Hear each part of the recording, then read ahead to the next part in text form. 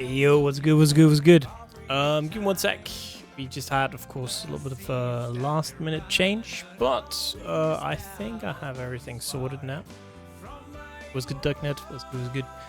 Today's going to be a little bit different. Of course, we are going to do the second round of qualifiers for FanCon, which is going to be highly fun. Going to do a silly little format today with a round robin and then a single elimination pool afterwards. However, what we're going to do first is that we are going to have ourselves a little bit of a player-induced seeding. It's going to be fun. We have a couple pools. Of course, we have 4 pools. The players themselves will be picking what pools they will be going in according to the order in which they were seeded. And by seeding, I mean in the way that they placed in the previous qualifiers. It is, yeah. It is a Google Docs, don't worry about it. I was gonna make a fancy graphic, but I actually just straight up forgot for a whole week. And then it was like 1 hour before the event, I'm like, wait a second, I forgot something. God damn it. Classic me, you know. Well, it's gonna be great. Regardless, don't worry about it. Let's get my... Exactly. Dude, the Excel spreadsheet never fails. I do think the spreadsheet itself is actually easier to read, easier for me as well than having to do an actual graphic for it. So, you know, I'm just making my own life easy. Essentially, down to here. But with that being said, of course, let me just show you guys what we are talking about. Can I copy paste this in here without exploding something? I kind of. This will make sense in a sec. So, and there it's that.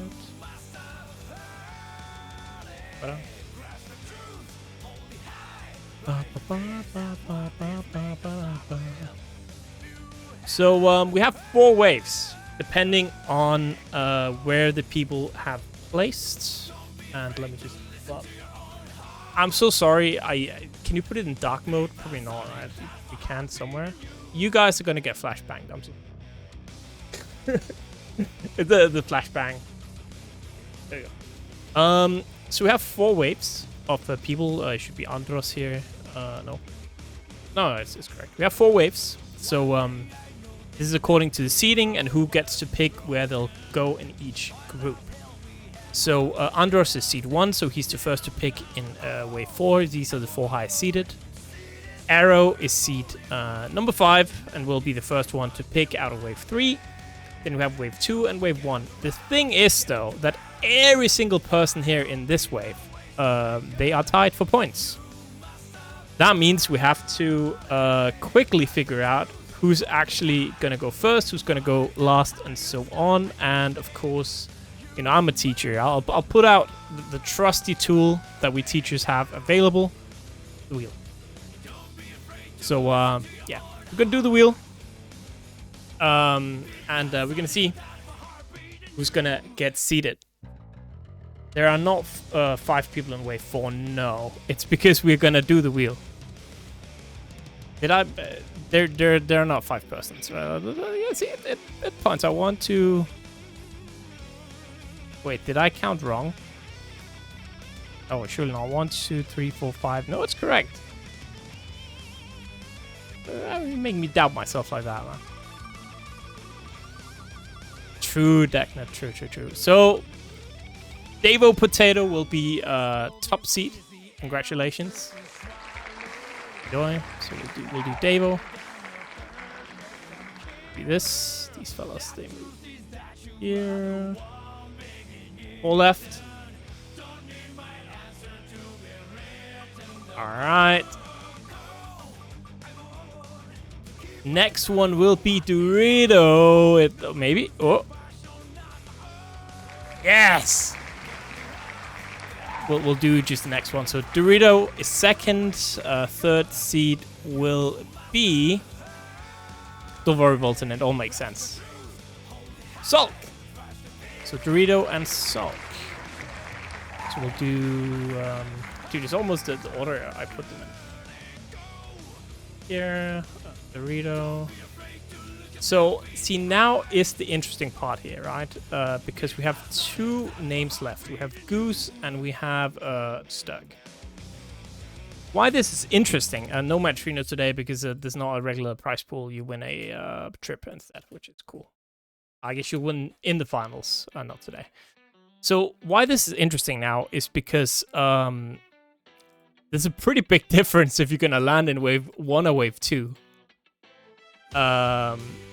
So, yeah, you actually really want to win this one in particular, because being in Wave 1 sucks compared to being in Wave 2. Let's see who's going to go in Wave 2. It will be the Goose has gapped. Johnny players, rejoice. It will be Goose. All right. So Goose goes in here. And Sterg goes in here. Now, what are we going to do now? I spelled it wrong. Hold on. What we're going to do now is that, as you can see, we have 4 different groups where they'll each be a seed 1, a seed 2, a seed 3, and a seed 4. Oh my god, Dask's a little bit loud. Turn a little bit on my end here. Should be fine for you guys. I just can't think while I'm also listening to music. The way it's gonna go is that Wave 1 is gonna start. They're gonna pick themselves into a seed 4 position. They choose to group. That's because these are last 3 final qualifiers that didn't get any points, so it's kind of funny that way. And the way we're going to do it is I've kind of set it up here, where we have the matches. So once you play, it's going to be round robin. So let's say seed 1 plays seed 3. Seed 1 wins 3-1, right? First of all, that's going to give you a win.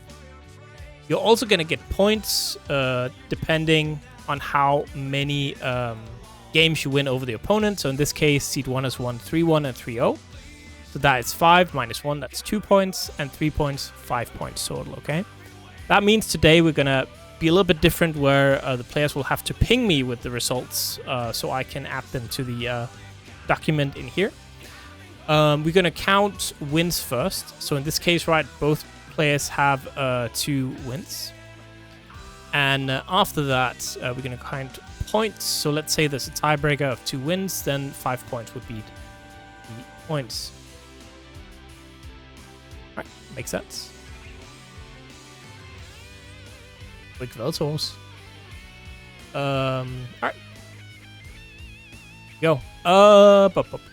So, I hope that makes somewhat sense. Otherwise, it will when you play. As you can see, I've already pre-marked some stream games. So what we're going to do is we're going to stream Seed 1 against Seed 2 and Seed 3 against Seed 4 for every single group.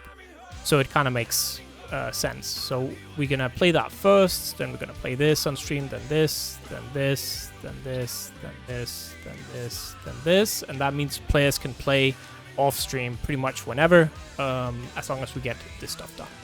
So, Sterg, which group do you want to join?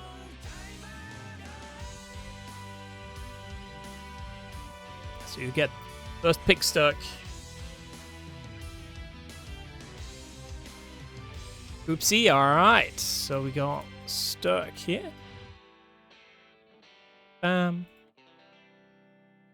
Alright. And yeah. And Revill. Ikebana. Do you want group A, B, or D? So this one is chosen. You can't pick that one. So A, B, or D. I guess for the first one, it technically doesn't really matter, but you know, if you have a favorite letter, there you go.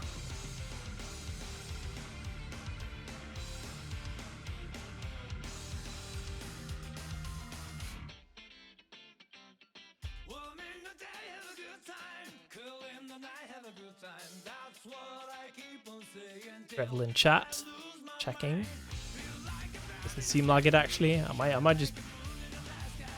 They are here to play. Let me just pull up the old Discord on here. Bully people. I'm not here.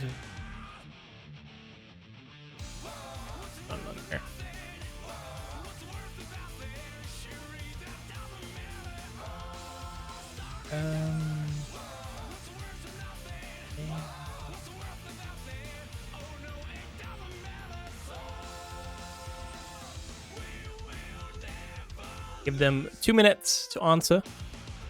And if not, I'm just going to put them in. Yeah, you get it. That's good. Yeah, but like sometimes these formats only make sense in my brain. And then they probably only make sense, not even make sense when I explain it. And what's up, PataChu? We're just fixing groups right now. I am actually just gonna, maybe I'll spin the wheel again. It does matter. Toby Fox, what group do you want? We'll just put Revill in one. Toby Fox. Goodbye, Fox. I can't help but think Toby Fox, dude. I'm so sorry. Goodbye, Fox. Where do we go? Oh, Revill went to A. That's good. All right, so Revill did answer.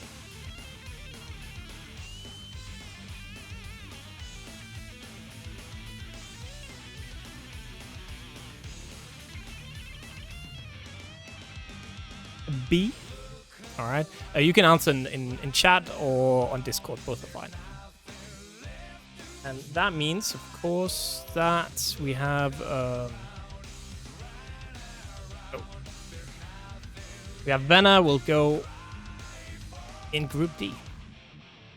All right, Mr. Davopotato.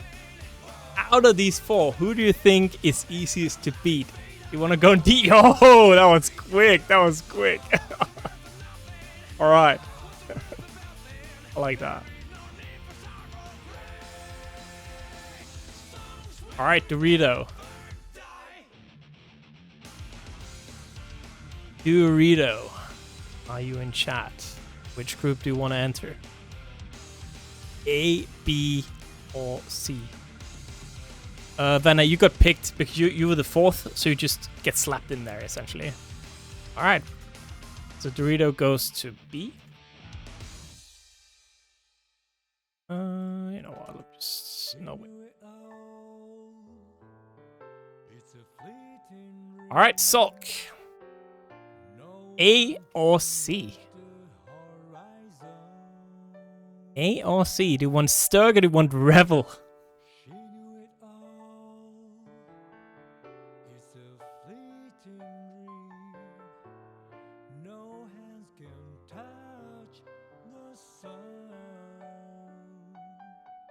You have to choose C. Uh-oh.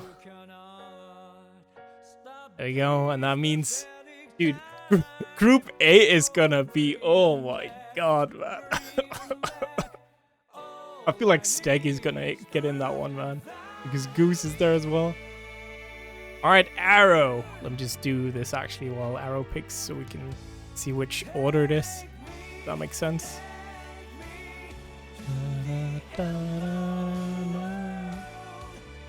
Aero. Which group do you want to enter? A, B, C, or D?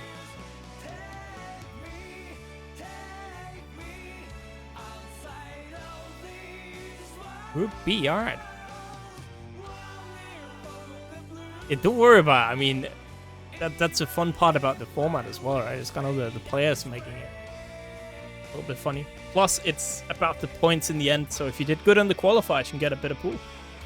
Well, yeah, Vena. So, Pokke, which pool do you want? A, C, or D?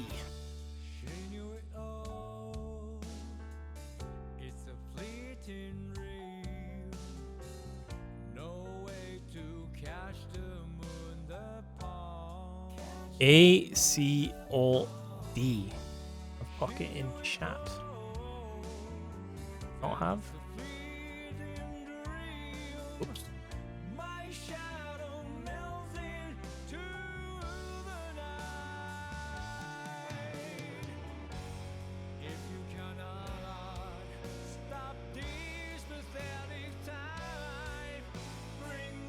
I misspelled Zulck.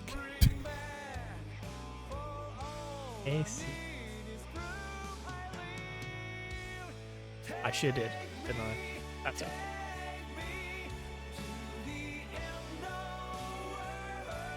It'll all work out. Smile.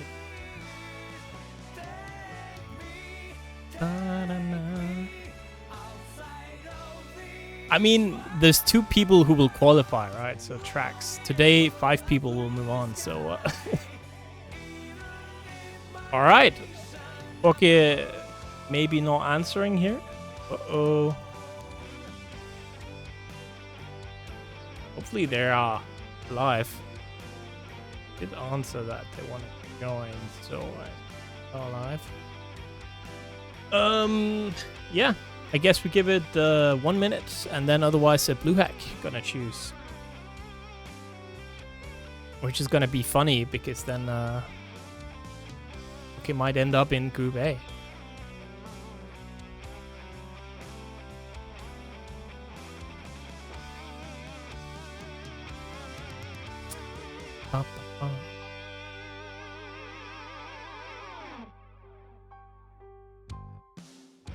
Yep. Look good.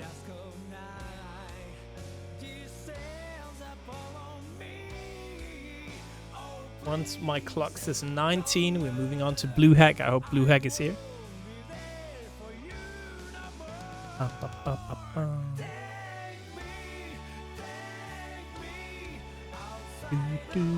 It is 19. Blue Hack. Do you want Group A? Do you want Group C? Or do you want Group D? Chats. Chat? Come on. There we go. That's so based, PataChu. That's so based.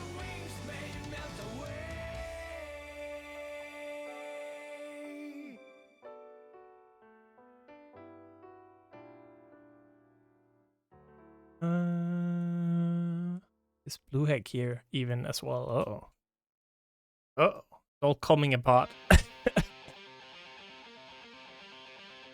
We'll give Blue Hack 1 minute as well to answer. And otherwise, we'll just gamble. I guess. Yeah, the wheel is approaching. I mean, I assume both would be here. Because they've written they'd be here, right? So... Let me... 1 sec. Let me set up the wheel.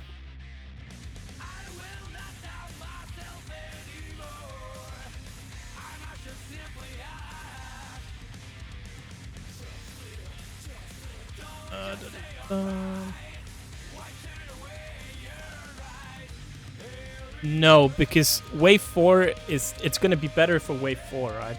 Regardless. Like, they gotta pick, like, their preferred group. There should be, like, some... bonus to actually placing well.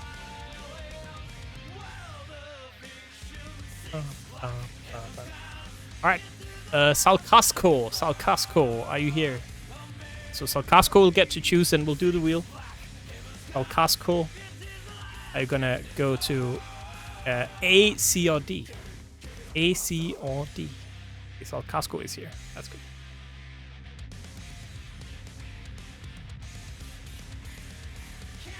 Oopsie. Alright.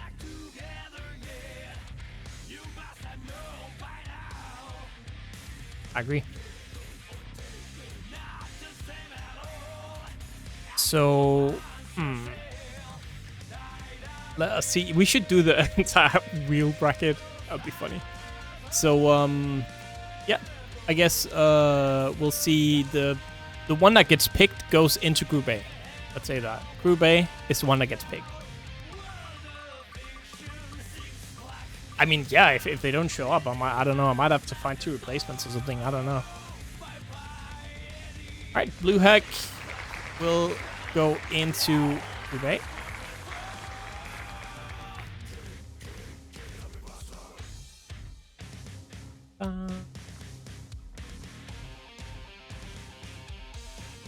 And then we'll have Pokke over here.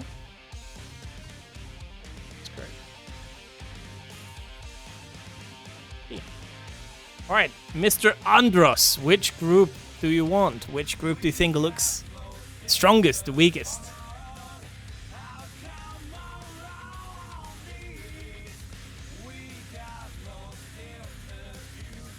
I mean, Burger, you're not going to win anyways.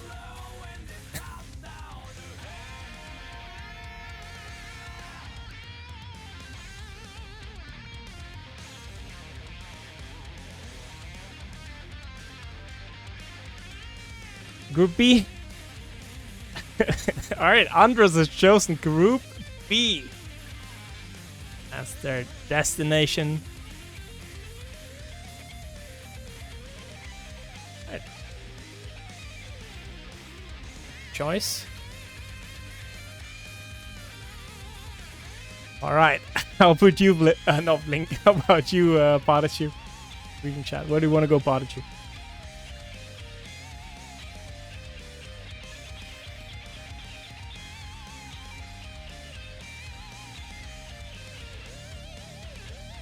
Bro, Loki, this group is actually demonic, man. Oh my god. Like, every group is stacked, but I feel like this group is actually... Oh my god.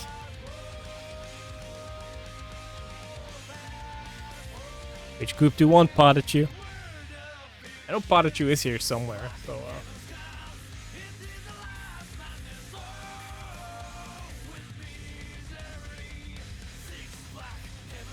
Oh, there we go. I mean, technically, Blue Hack might not be there, and we'll slap somebody in that second seed, and it'll be real funny. But Group D, all right. PataChu in Group D. I feel like that's kind of also a very scary group, actually. Very interesting.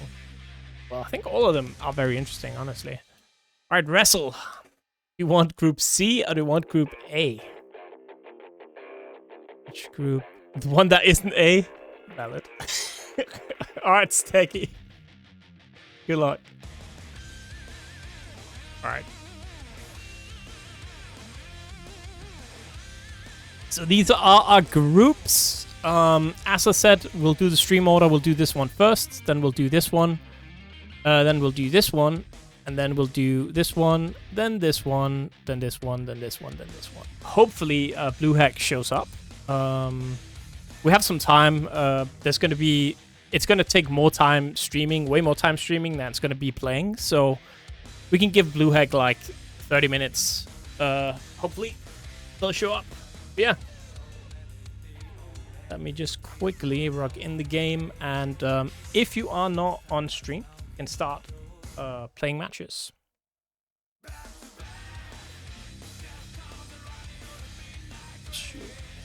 There.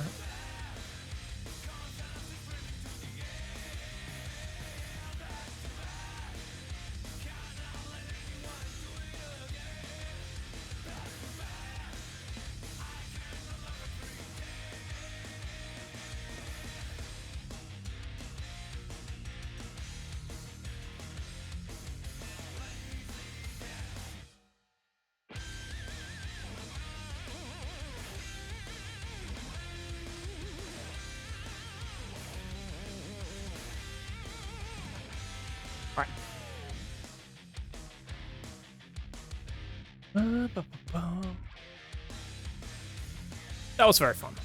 I love funny little things.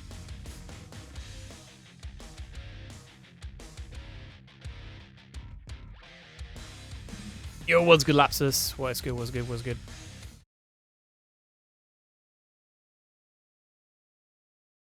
Is he asleep? Should mirror on my camera one.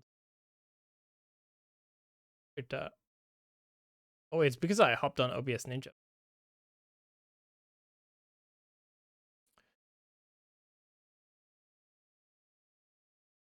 All right. Yeah. Our first match, of course, is going to be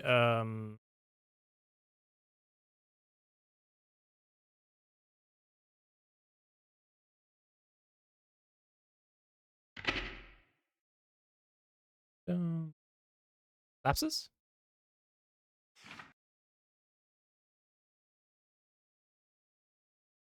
Yes, unmuted on Discord.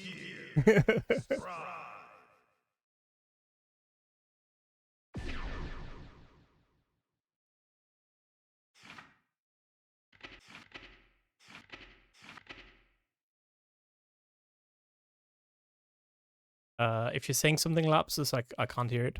It might be taking your mic as something else. That's a good, like the OBS Ninja? Oh.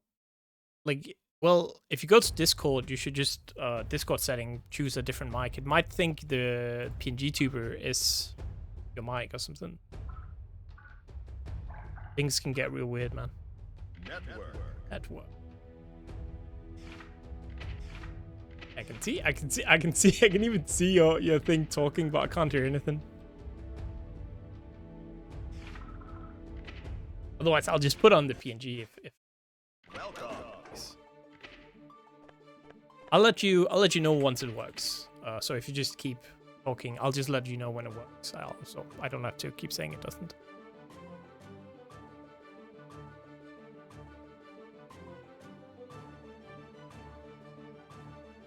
Right. But just get the players in here. It's gonna be first match, Revill against Goose.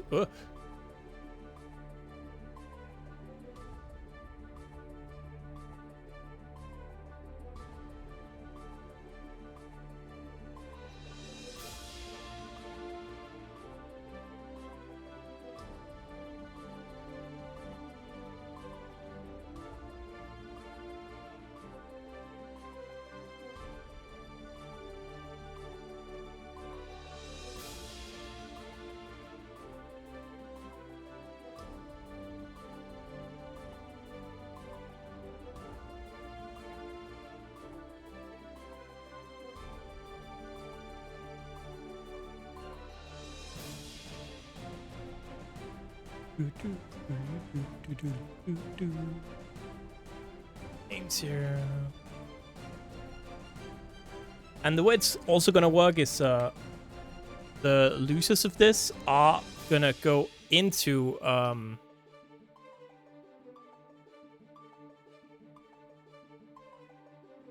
the loser of this will go into a single elimination redemption bracket, which is awesome. Right, there we go. One.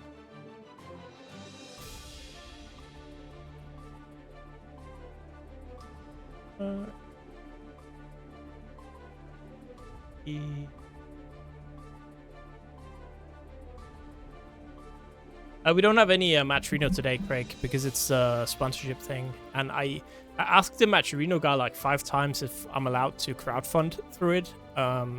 To add like to the prize pool or something, and he never replied to me, and I'm taking that as I probably am not allowed. So I just didn't do it. Evil. Alright.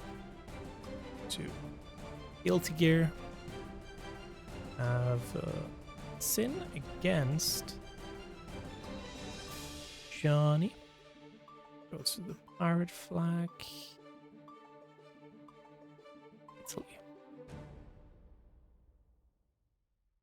Right.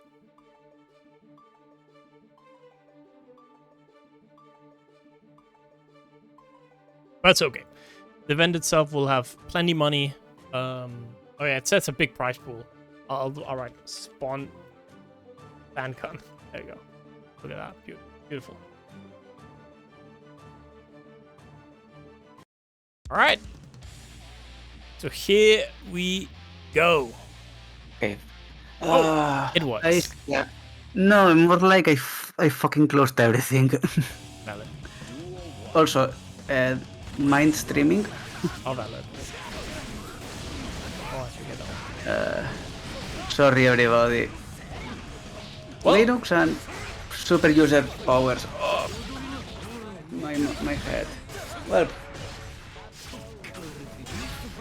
But we are gaming and what?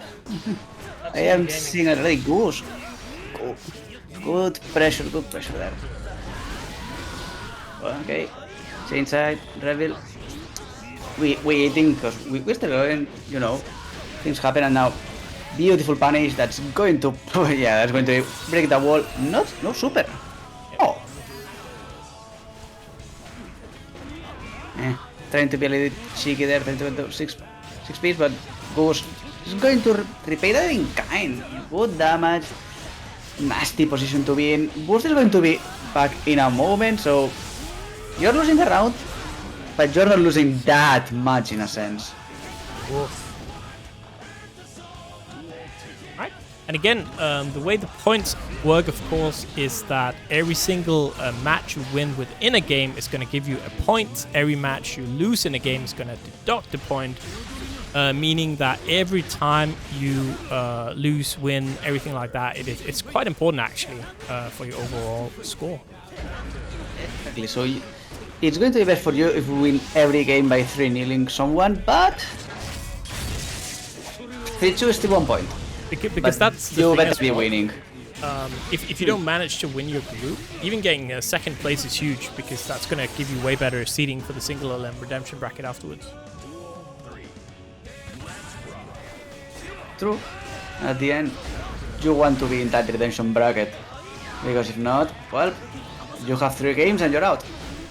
There are no second chances. Is just Revill trying to pressure in here again. Go the RC, yes sir. Big counter hit connecting. Big one against the wall, just going to break it. That's going to be quick. Trying to catch, nope. Now on the low, big pressure by Revill. Having just to half stick of butter, but Goose has a full bar of butter, which is better. It's going to the full bar. Beautiful, beautiful one of Goose. Not enough to kill, but the OTG misfire, it's going to it. That's 1-0 for Goose. Yep. First point on the board. Absolutely. Good thing.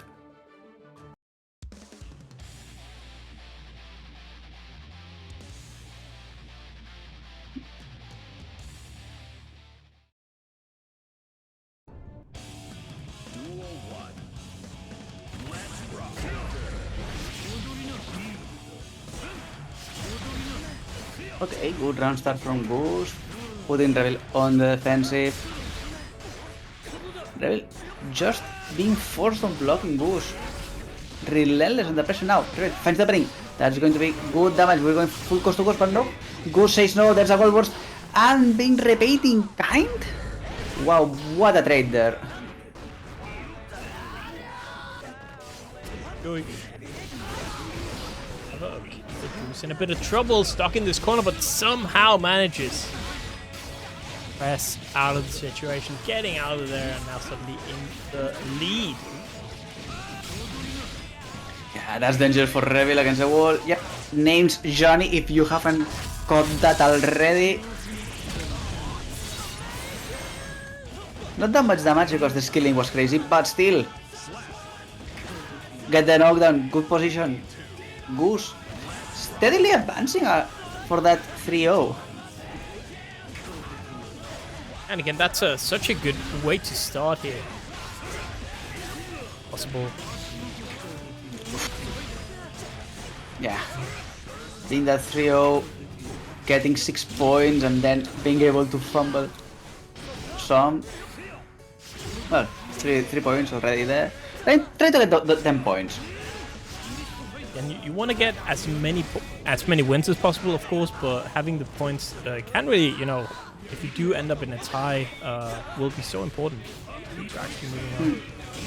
So it's important to get both, but more importantly the wins. And then I mean, those Nsengas getting the cross up, those are nasty. Okay, jumping, sending the card. Kyle sending my kind regards, another one. OTG, blade break, and big one. Those insta-rare ones are nasty. Absolutely, and Goose now 2-0 in the lead.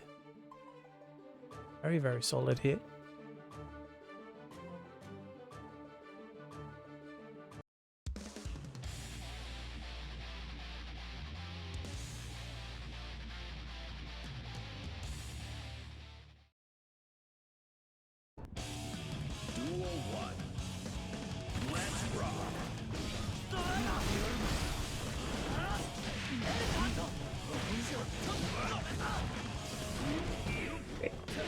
Good. Decent round start by Revill. Going to put Goose into the corner, gets a counter hit. That's going to be a full combo. No, just break it. Easy.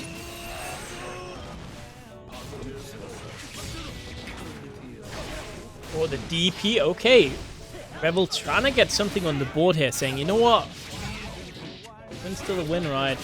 Goose, though, really aiming for that 3-0 Half-Life already. Lost to the DP again coming out. Revill.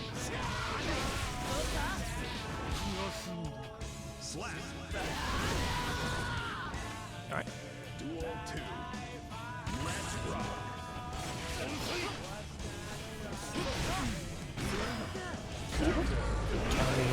Well, final. Yeah. Good. Yeah. It is. Oh, and bolt into grab. That's nasty. Gonna get the full one. Yep. Names Johnny again. If you haven't caught it the first time, now it's the second thing. Very pleased to meet ya.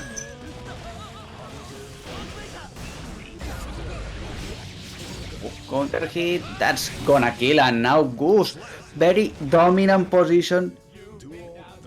One more game and that's a clean 3-0 over Revill. Yep. Man. Oof. Blink if you've ever gotten away from that setup unscathed. Acting big counter hit.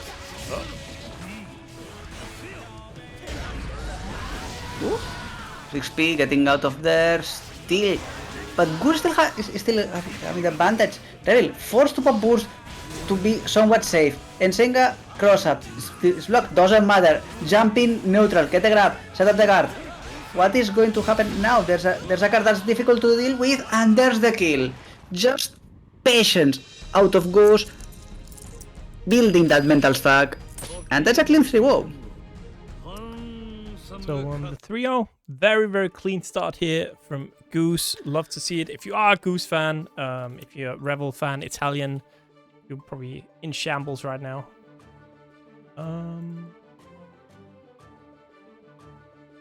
3-0. Goose. Revill here. Get out of my brain.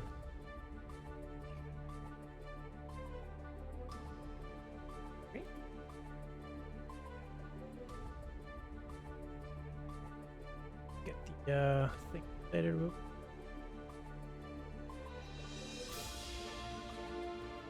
Alright, so we're gonna have Doritoooo and Toby up next on stream. Yep. Losses lose you points, so that is why every single game match won is huge in this. So we've got Doritoooo. And yeah, it's. Bye. I have to admit that the fact that it's not neutral is the nastiest thing that you could ever do in that sense. But it is usually how this is done in. I just blatantly stole the format from like most World Tour stuff. They usually like that. So Doritoooo. I mean, it's usually if we're going, for example, football or other sports, it's just you're going to get nothing, 3-1-0. But since we can't tie, so that makes more sense. Yes. All right. So Pokke beat Vena 3-0 as well here. Stuff. Oh. A lot of 3-0s. Nice. Or not nice, depends. Yeah, nice or not nice, yeah. While we're waiting on the players here, we're gonna have, of course, a Dorito. We're gonna have Toby Fox. So we're gonna do here. Spain. I can show you guys the scores I was looking right now because, again, as I said, every single pool has matches playing out, sort of in the background.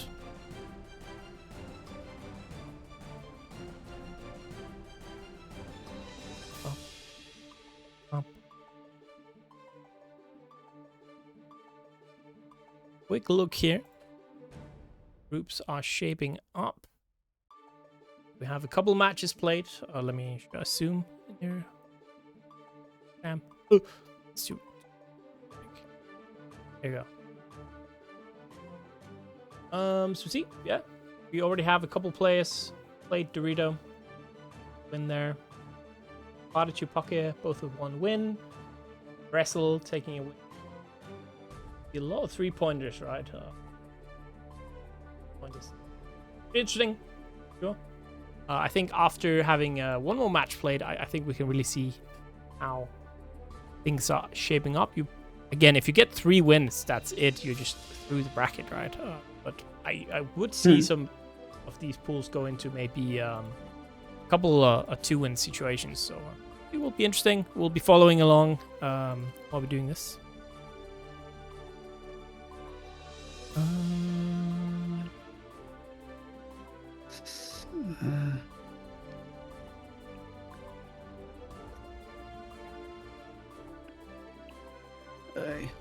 So we are going to having who now?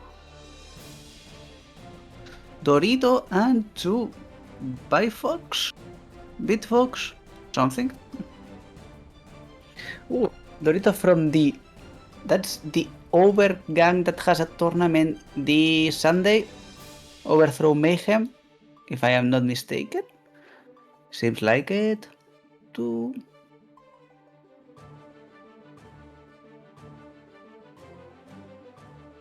That's good. Yep, I am not mistaken. From the Overthrow Mayhem gang, Dorito. If any was interesting, inquired what was that.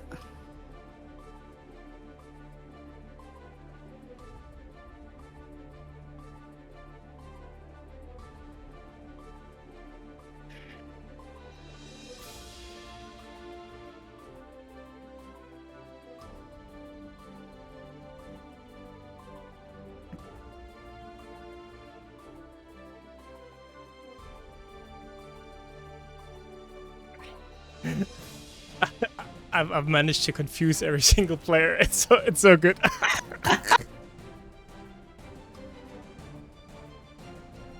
Nice. Yeah, that's I always know, right? It's like always like this. I'm always incredibly good at explaining like stuff like formats, so everyone's confused. Mostly about who to play, which is it's not the biggest deal. Yes. So Dubai was like not qualified, but then last minute we needed somebody in here, and Dubai was the one who like got the second best placement out of people who didn't qualify. Got in. There you go. Can you confirm that? And please don't punch it through that you are seeing something out of the camera. No. Yep. Now I am starting. That should be live. Yes. Okay, I just used my phone instead of. It was easier, so. It is always a good time to like technology. Yep. Technology. Technology. I am just using the phone, so now it's going to be a moment because I need to set everything. It's been a while since I've said this shit. Alright. More or less. Can you flip myself or? No, you have to flip yourself. But you can also be sideways. Like, I technically can, but the issue is I've put it like in a way that if I flip it, it will ruin the formatting. I think it's a little bit scary. Yeah, okay, then I am going to switch the cameras because I was using the internal one. We're gonna go to pool B. So you need to tell me if that's working.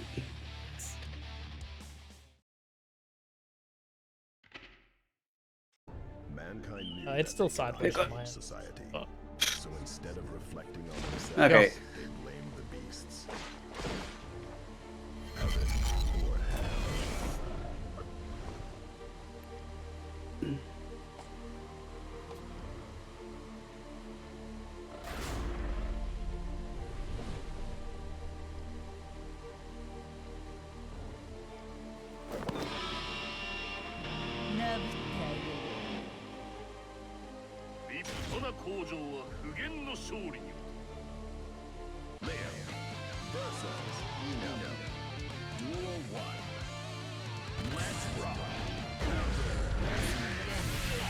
Alright, so this is pretty interesting, this matchup, because Dorito won the first match, actually.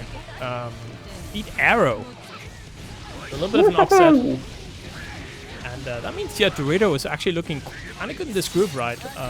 Winning this one, then you set yourself up for essentially a final up against Resil. Yeah, that's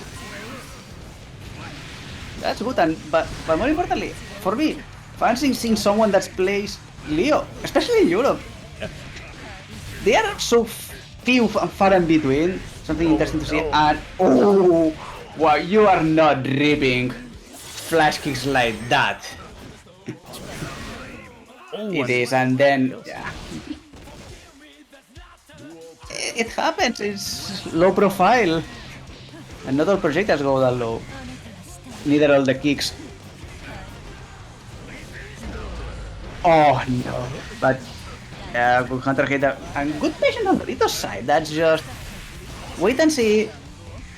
Mistake, as far as I'm seeing it, from Dorito's side, mistake probably going to happen, so I'm just going to capitalize on that. If not, well, you are in the corner and your opponent is named Leo. Have fun. And Dorito looking very, very good. Look at that. Gonna get the overhead as well. Firefox in a lot of problems here. I mean, problems depends because that's a good parry, and now iFox has a very good position to be, but beautiful poke, and immediately just grand smash with that guitar. Dorito 2-1. First game, first blood, 1-0. You think? Okay.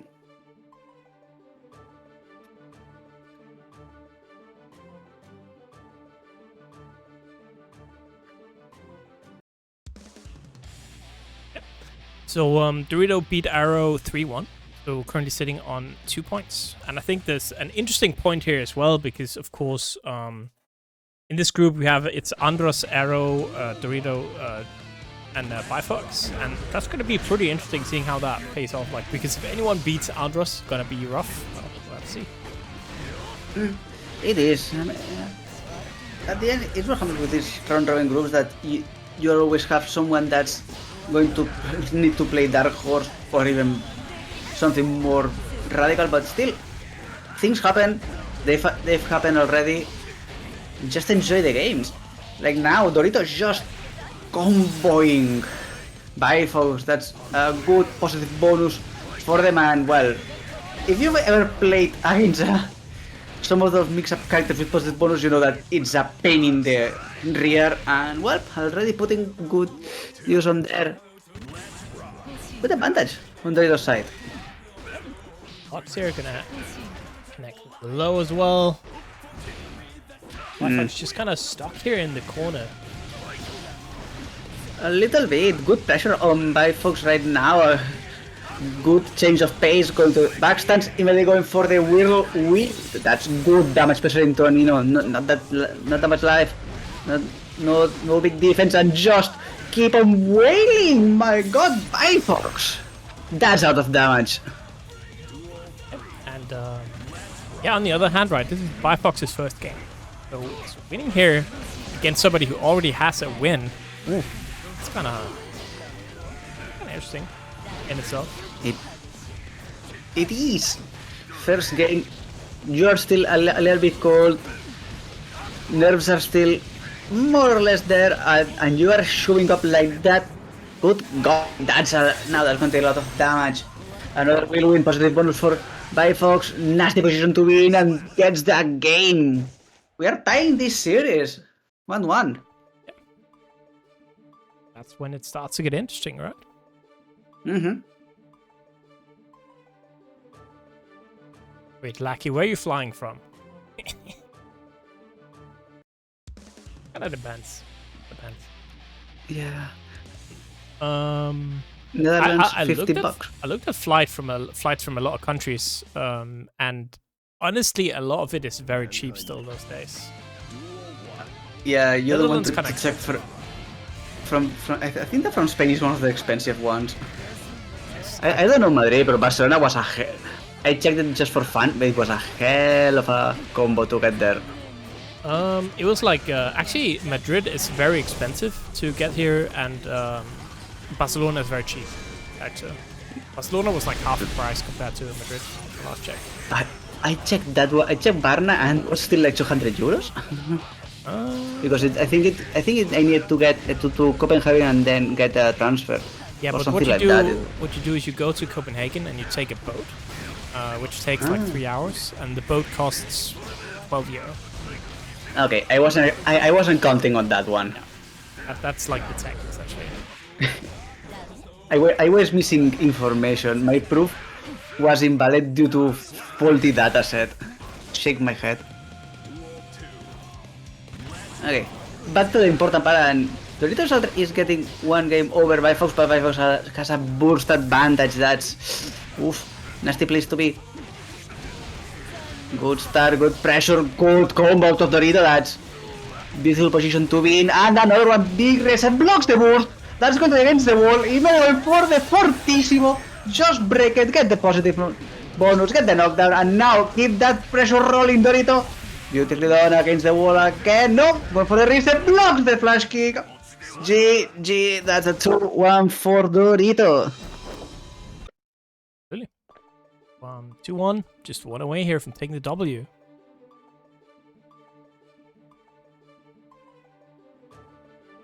Mm-hmm. And I am seeing a good change of pace. That second game to Fox, but more aggressive, managed to get the control and then didn't let it go even a single time. But Dorito, and the third one, Dorito just flipped the script completely. It was a flip flop all the time. Dorito dominance. Fox is having problems. Fox is dominant. Dorito has problems, and vice versa. What a way to have those games. Okay, trading a little bit. Gets the opening, good pressure. And now time to do some damage. That's going to Fortissimo. Yes! Get the knockdown.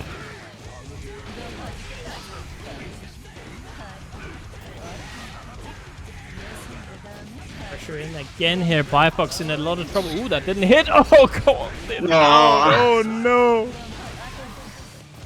I am not envying anyone right now. If someone wants to say, yeah, I want to be on Doritos on Bifox position, because if you are in the corner and you're not feeling that you can press anything, that's how someone's mental gets crumbled. And now, ooh, because again, that's going to that is a Bifox round.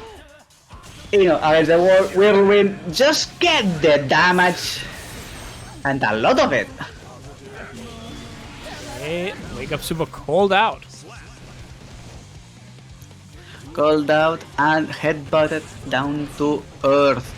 They're still in set point, but Bifox is not going to make it easy for them. Okay, deflection is not enough to buy some space. Another whirlwind is coming.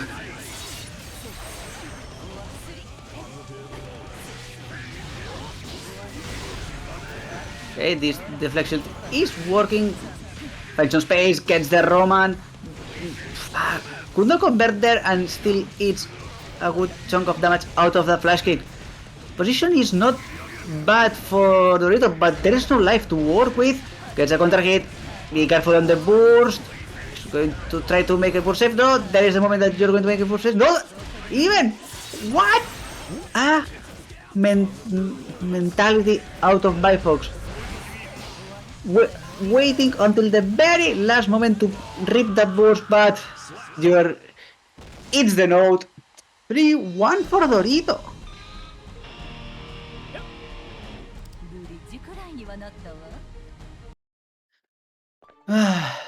Alright. Yeah, Katowice and Gdansk. Oof. Unfortunate. I mean, you can go to big Copenhagen and take the boat. That's still cheap. Apparently, yes. Yeah. The boat is the tech. So, Dorito. And 3-1. And a 3-hour boat lets you just bring your 3DS or similar and have some games.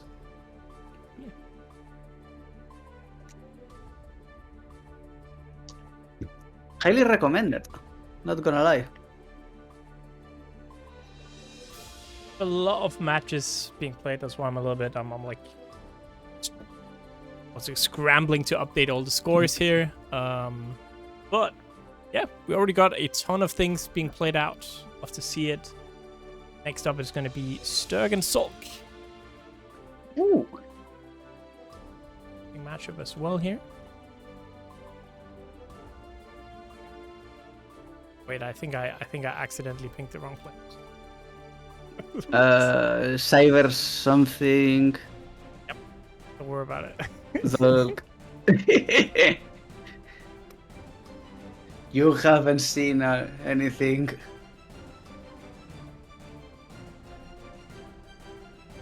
No, so Ram from France against the Millia, I think.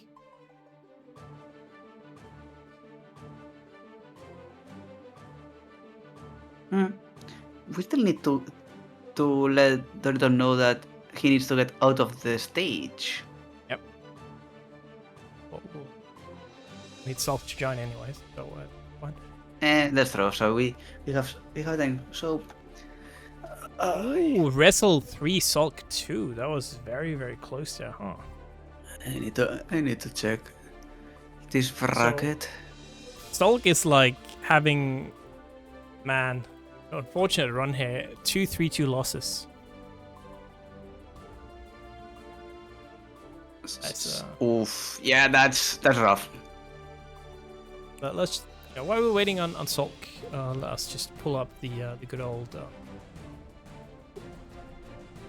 scores here. Again, I'm sorry that you're gonna get flashbanged, but it is how it is. So we kind of see here, we already got all the off-stream matches played in this group, right? We got PataChu and Pokke sitting on the 2-2 here.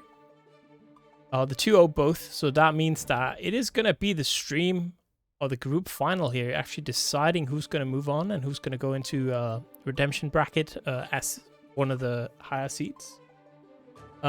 Similarly, we have Salkazko and Resil both on 2 wins. In this group, of course, we have Dorito on 2 wins. We have Andros hasn't played yet. We'll play the 2 others here, so I assume this might also be a finals that we actually might not see on stream, which is funny. We're seeing Andros and Aero. And up here, Sstegy is 1 up, and Goose is 1 up and 1 down, so it's a little bit interesting over here for sure. A lot of 2-0s, but this one has a 1-1 even, so pretty interesting seeing how this one goes. No Axels tonight, I believe. Sorry. Fortunately, no. We're gonna stream, of course, this one, and then we're gonna go do all the sort of hopefully finals. Just had to kind of put some arbitrary matches on, so that everything. Alright. So, Zulck. Da ba da ba da da da.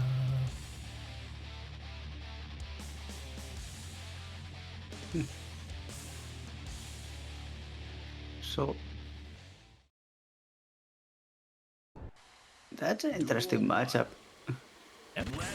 Ram Very against- snowbally from one side, very needing to be alive and not getting hit from the other. Both players here, of course, are down 2 matches. That means, again, seeding gonna... It's only gonna impact the seeding this one. I just want to make sure that everyone got a stream game. Gonna appropriate. It is. And Plenty of time. Yep. what a way to start the round. Just Ramlethal Valentine demolishing Millia Rage, and now once again back into the same situation against the wall. Break, sword, Morto Bato. More than half-life is already spent on Sterg's side, and Zulck is just marching at this point. Another sword, dust, up we are going, no. Okay, burst out from Sterg. 1% chance, 99% faith. Okay, good combo, but Zulck says no, there's the burst. A bit of footage on my game. Overhead, no. Sword, yellow, nope. Go.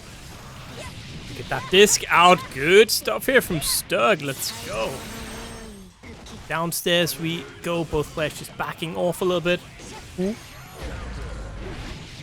Counter and 1-1. Alright. Yeah. Good approach at the end by Sterg. Just saying, yep, you are not capable of defending the air as well as I can just attack it, so I'm just going to take that advantage and completely exploit it. But this time, Zulck. Good responses are going to lock Sterg down to the corner. Deflection is not going to save you in this position. The pressure is good. Hasn't managed to open the defense yet, but about a lot of time. It's pressuring in here. Uy, uy, uy. Get that throw. Okay. It's coming out as well. Who's going to get that game 1? We are bursting from Zulck here. And if you are stuck, that's a horrible position. Gonna get hit as well. Oh no. Oh no, indeed. But there's a silver lining. There was not enough meter to offer a Morto Bato. And Sterg has burst, has meter, but that's nothing in comparison to a big fucking sword. Zulck gets that first one.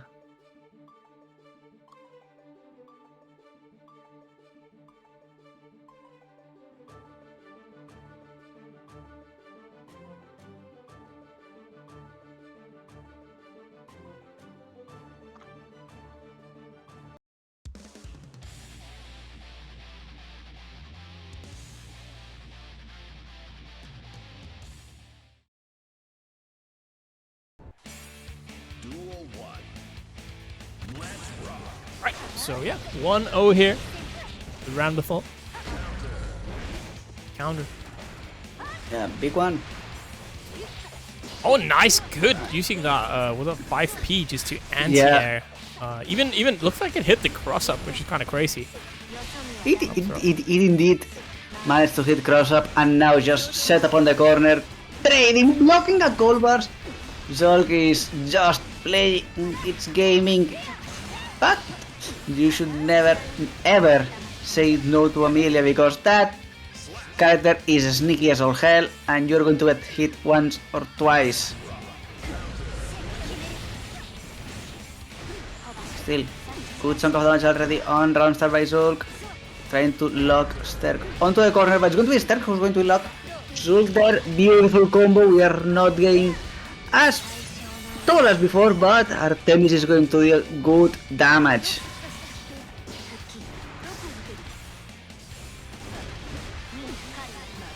We have a very interesting. One of the groups looking very interesting suddenly. But anyways,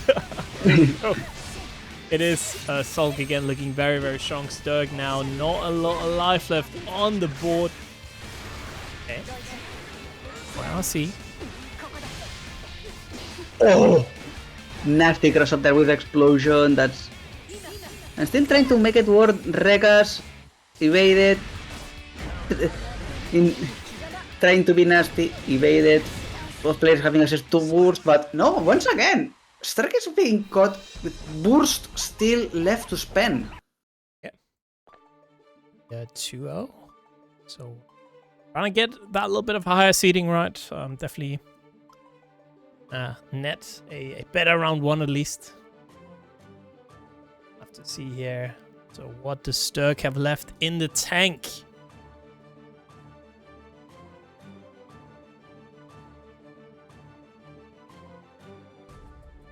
I see a character swap maybe?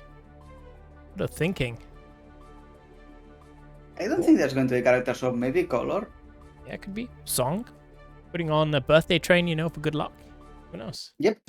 I mean, I think the Millias, the chips, and all of these kind of characters are that much specific in the gameplay that you are not going to be changing characters willy-nilly easily. If you're playing more rushdown, more normal characters in a sense, yeah, you can change without that much practice, but these kind of rushdowns, pixie characters, nah. You need to have your brain wired in a way to play them correctly. But Zulck is right now getting good damage done onto Sterg. That's going to be the classical sequence onto the corner, deflecting, trying to get some space after the explosion, but that's not going to happen. Another Mordovato, another death. That's Zulck on a set point.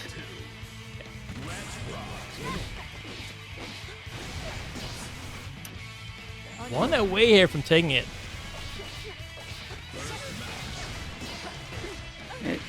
Yeah. Gonna get that throw. Almost there.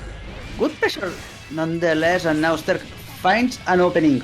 Let's see if they can get as much as possible. Laser disc, gonna get that free reset against the wall. Just reset, just break it, get the damage, get the positive bonus. At this point it doesn't matter. It's the tap dust. Oh, Let's see what's going to happen. We are going for the Calvados. No, not enough. By killing, dashing in here, Sterg, final chance. What are you gonna do? The sword explosion, gonna get out to counter it as well. Wait a second, lapses. Uh-oh. Oh, indeed, but that's not good enough damage. Capel's not strong enough, and you are still on Pixel. Aggressive, blocked. Aerial approach, blocked. Boost out of Zulck, trying to destroy this, and manages to catch that gold burst out of Sterg. Romance it, blocks it, and gets that clean 3-0. That was a heartbreaker of an ending. 3-0 there.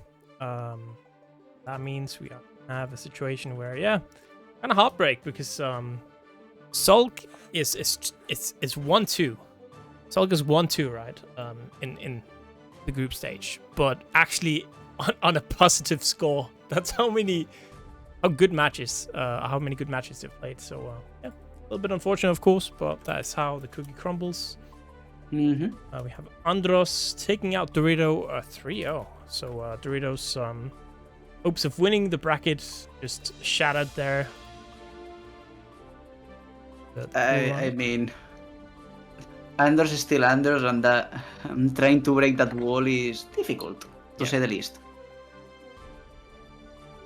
Right, so that means we are ready for the next one. It's going to be Davopotato, trying to win more than a single round. Against, let it be known, Davo chose to play Vena. First pick. If Davo loses now, it's going to be so embarrassing. So embarrassing, actually. Oh my god, it would be embarrassing. Imagine you pick your own opponent, first pick, and you lose. Right? Oof. A lot of pressure. Literal meaning of picking your own poison. Yeah. I mean, no pressure. Don't worry about it. Don't worry. It'll be fine. This matchup, and you're playing Potemkin, and you're... Oh no, okay. Yeah, is that Andros standing there chilling? I think Andros is like the one who's the most confused about the format. He's just vibing. Probably. I mean, it's not that difficult to understand. You are playing 3 games, you win as much as you can, and that's it. And the results are going to be magically inserted. No pressure. It's not that difficult.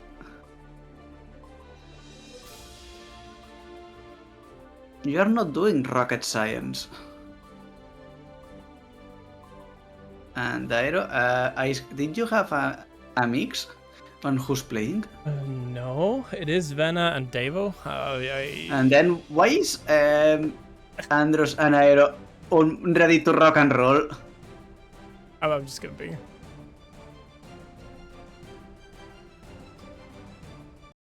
Wait, are they just playing? Okay, we're going. Stopped on and played. I guess we'll do this one. What?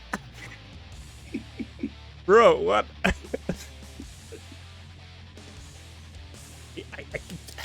I mean,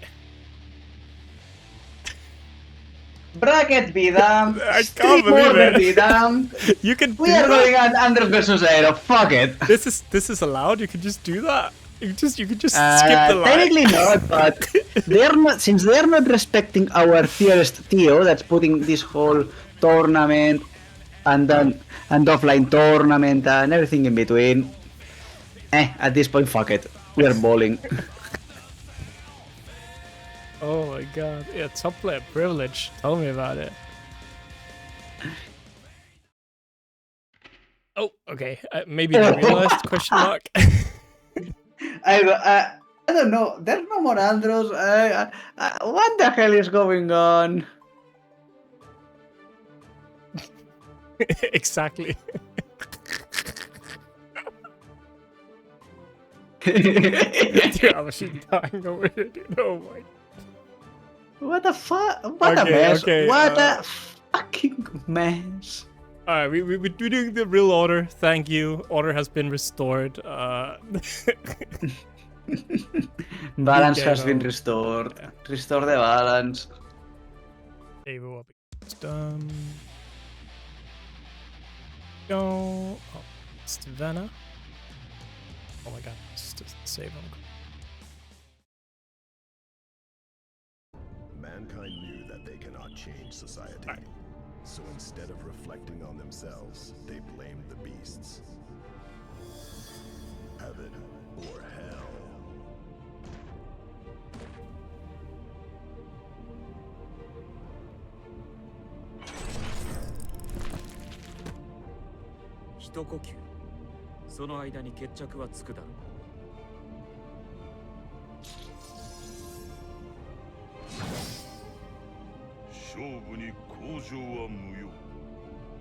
Nagoriyuki versus Asuka. Duel 1. Oh yeah. Ice. The flash? Yeah, perfect. It's That would because have been- normally I have a system that does it kind of automatically, but the thing is that because I'm using a Excel sheet, it doesn't load anything in from OBS or from Challenge. So I Yeah. have to do everything manually, and it takes a little bit longer. It happens. But, you know what is also happening? They were just railing Vena already. But now it's Vena managing to find the opening. That's a good sequence of spells. Mana is getting low, but it's going to be enough to send some good damage. Quarter of the way. While in Devo's side, Blood's levels getting spicy. Low level 3, be careful now. But that's not going to be working if you are eating cubes for dinner and breakfast. It's a lot of cubes. Very healthy too, and we go Vena up 1-0. I mean, healthy is a strong word. Those cubes are made out of magic and God knows what. So, just better stick to ramen.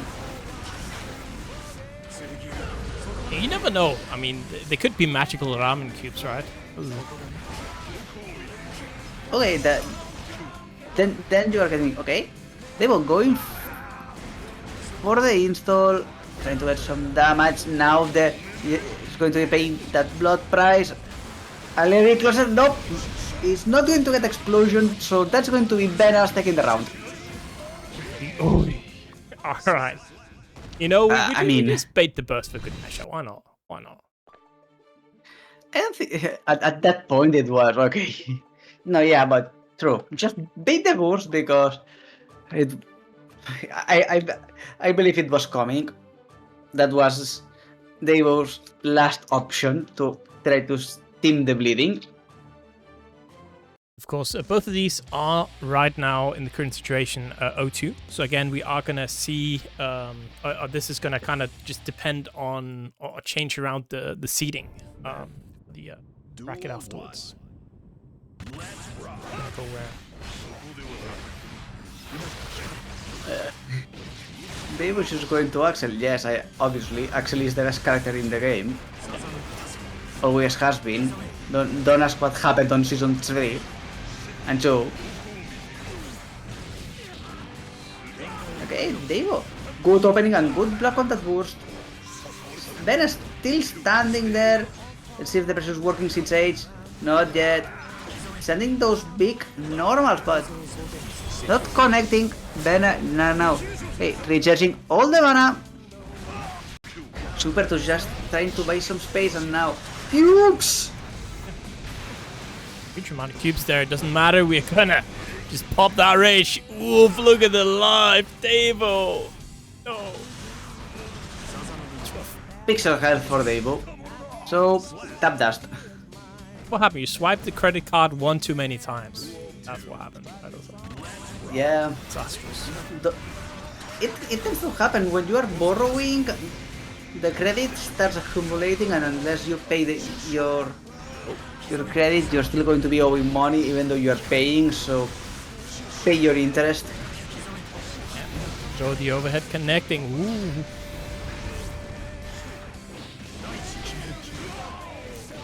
See as well.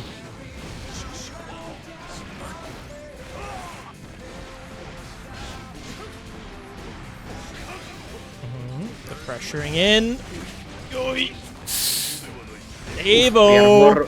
Forward time here maybe, but we'll have to see. Vena. Out of mana. Wait a second. This could be the chance. Can be. There is a chance right now. Oh, but another tap that's blocking the burst again, Vena. Oh. And everything exploding. Something just broke. Don't worry about it. That is good. Too many cubes. Too many cubes. Too many cubes. It was frying someone's computer. The computer thought, oof, too many cubes, too many polygons. This is crisis. I need to go into crisis mode.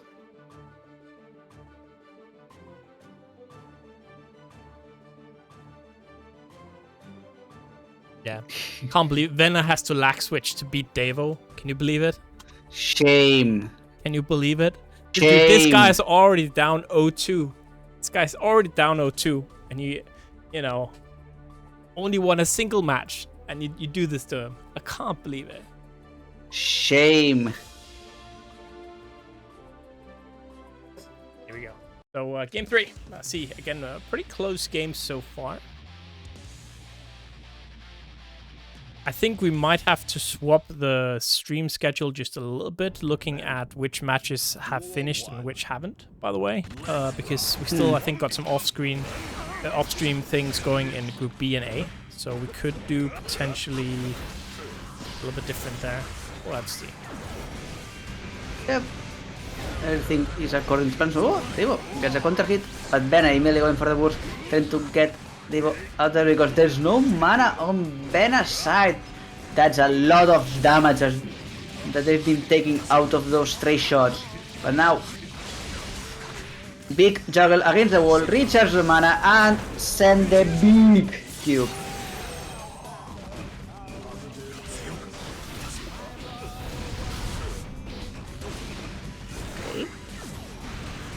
Good damage, good damage. Yellow out of Davo, trying to get out of there. Blue in the situation. Vena manages to make it worse. There's no more mana, therefore floats like a balloon.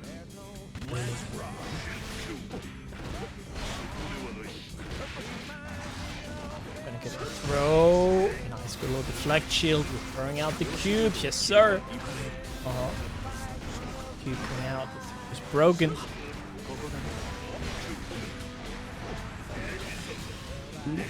Good defense on Vena's side. That's spicy sequence of attacks to be blocking against. Not difficult, but spicy, because if you get hit once, you are eating a lot of damage.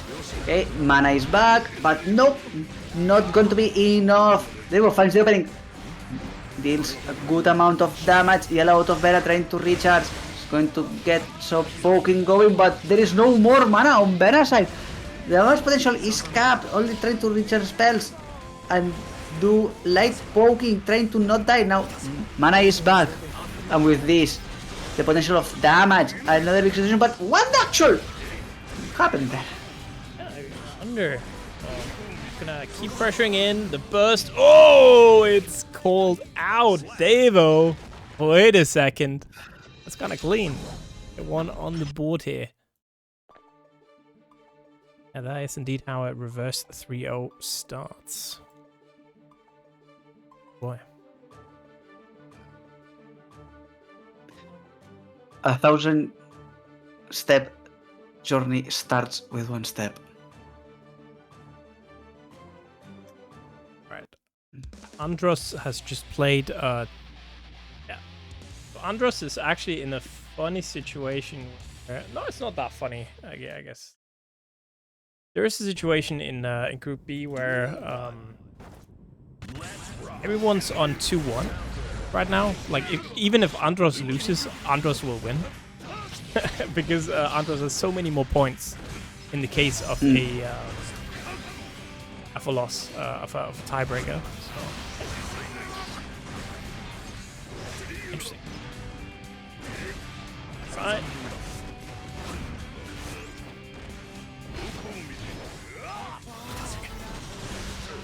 Got a bunch of cubes. Keep out.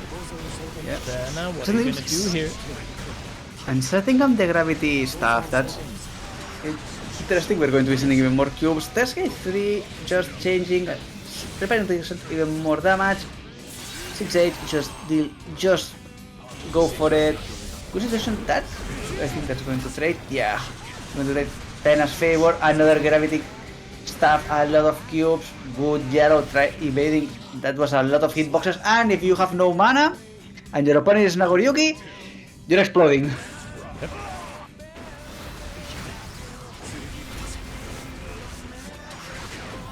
Hey, good spam out of Vena, putting Davo in a stick situation. Gonna get tagged with the tap dash. That's going to be a good chunk of damage. And Vena gets back up with full mana already and spells. That's a big win on Vena's side. That throw as well in there, alright. That's like 3 teleports on Vena's spellbook. Those are not the ideal spells to be holding onto, especially when you are going to be facing head first with a Blood Rage Nagoriyuki and no more mana. Okay, changing some spells, tipping, some more spells, getting caught in the air with an air grab. Davo is nuts. Okay, big cube, block, just making space. And Davo is especially waiting for Vena to spend all that mana. But didn't work out, and okay, now we on a little bit of trouble here for Vena, right? No mana. Spent the RC instead just to drag out the time, and it works out perfectly, sending out the cubes. Let's go. Oh my god, somehow still alive here.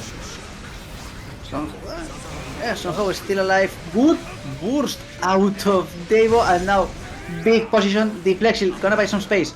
No more mana, and Davo finds the damage. That's a 2-2 situation. 2-2. Uh-oh. It's a little bit scary now. Again, we are kind of depending on, or we're trying to see who's gonna get that worst seed here of the group. So I'm interesting seeing how this one turns out for sure.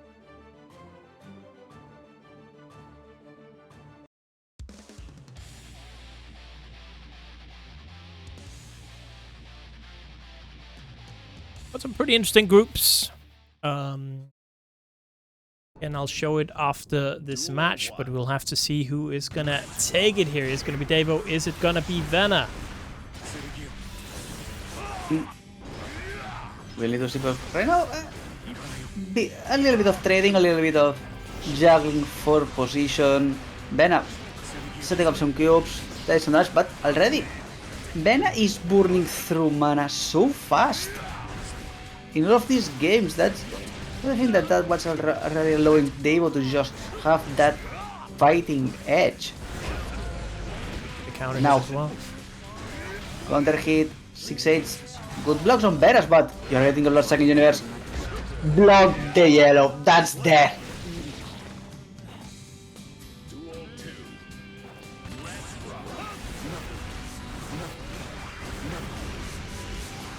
See, that's what I mean.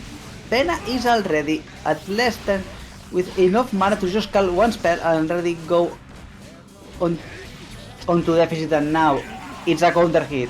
Boost misses. That's important, Ice. Absolutely. Oh. I am not fancying the position for Vena. Okay, you're going to. That's some good offense, but you're still spending a lot of mana. Get a mana richer spell, but that's going to do a lot of work. They will still have yellow, still is going to get burst in a moment.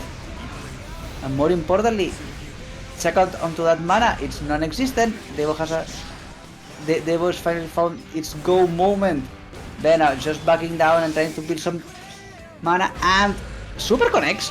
Okay, super connects. Absolutely will do, and it's gonna be a heap of damage here. Woof. Hey, the RC there coming out. Vena gonna take it to final game, final round here. That was cheeky out of Devo, trying to wait until last moment to go for that anti-air, but Vena just was falling a little bit too fast, not enough time to send the sword or anything in between, and now Vena dominant position, forcing a burst out of Devo, but now no more mana, so watch your step, Vena. It's gonna connect again. Range is playing that neutral so well here, Davo, but it's gonna be kept out. The mana going up from Vena, and this might be the beginning of the end. Setting up Exodia. Ooh, I don't know if beginning of the end or almost end of the end, because big position for Vena, has enough to go for several supers. Doesn't matter, just blocks the burst. 3-2 for Vena. So Vena will get on the board here. Really good game by both of them, where I just very close. Davo just falling short here. It's close for sure. That was and that very means close. we have only 4 matches left before we move on into our single elim redemption bracket. Let me just show you again how this is looking out. So we have a bracket now that looks like this. And first of all, we're going to have Sstegy against Bluehag. Now, Bluehag down 0-2, of course. So Bluehag won't really have anything to gain by winning, apart from seeding. But we do have, of course, Sstegy here up 2-0, but with only 3 points. Meanwhile, we have Goose here 2-1 with 4 points. That means that if Bluehag beats Sstegy, Goose will actually qualify to the finals. Meanwhile, why are you on -6? It's because you have -3 +2 +1. So yeah, so if Bluehag wins against Sstegy, it means that Goose will have the higher points and will move on, because Goose already has the higher points. So there we go. Yeah. So we say overall wins, and then we count points. No head-to-head. That's right. Vena -5 is like... probably because I can't count, I guess. Can I? 9 is -7, isn't it? Oh. It's 8 -3. Yeah, it's 5. Yeah, I'm not dumb. Smart. A teacher indeed. Yeah, dude, I'm not a math teacher. Let's get that real, yeah. Let's get that. Yeah, I am technically the math guy of the two. I association. I do not have any sort of math degree at all. So, yeah. So essentially, this one is interesting because yes, exactly. Overall wins is 1 and points is 2. Yeah, okay, just we can clear everything. So you've won 2 games perfectly. You're getting 2 wins. That's important. But you won both games 3-2. Therefore, you've won 6 games. You've lost 4. You do simple math. You have 2 points. Okay, you get the idea. And then I get it now. I get it. Everything just flows. So again, this is pretty interesting because it is gonna see like who's gonna win the group. Again, if Blue Heck wins this one, Goose is gonna qualify to the finals. If Sstegy wins this one, Steggy's gonna go directly to the finals. Right. Speaking of, I can now safely put Davo 4 out of D4. Aero. Have Vena. 3, so D3.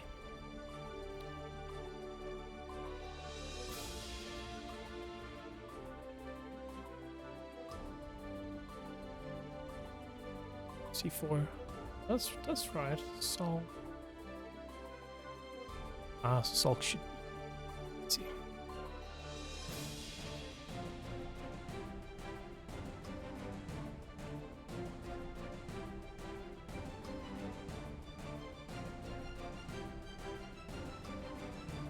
All right. While we're waiting, of course, as I said, the players, depending on the placement, will end in a bracket. I'm just making that as we go. We already know we're going to have a Zulck against a Bifox over here. We're going to have a Sterg against third place of Group B. Then Davo is going to go against third place of Group A, and Vena, fourth place of Group A. How it's looking out so far, we have all the second places over here. Those we have no idea about yet. We have both players. It's going to be Soul Bad Guy coming out from Blue Hack. Interesting.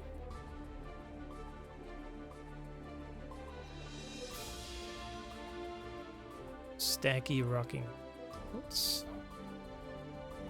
See it? Wales against Brazil. Take it away.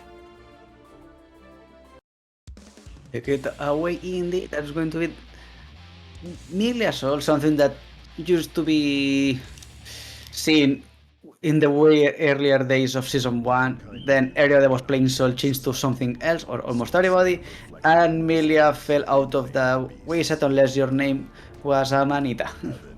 Or hell. どうなっても知らんぞ。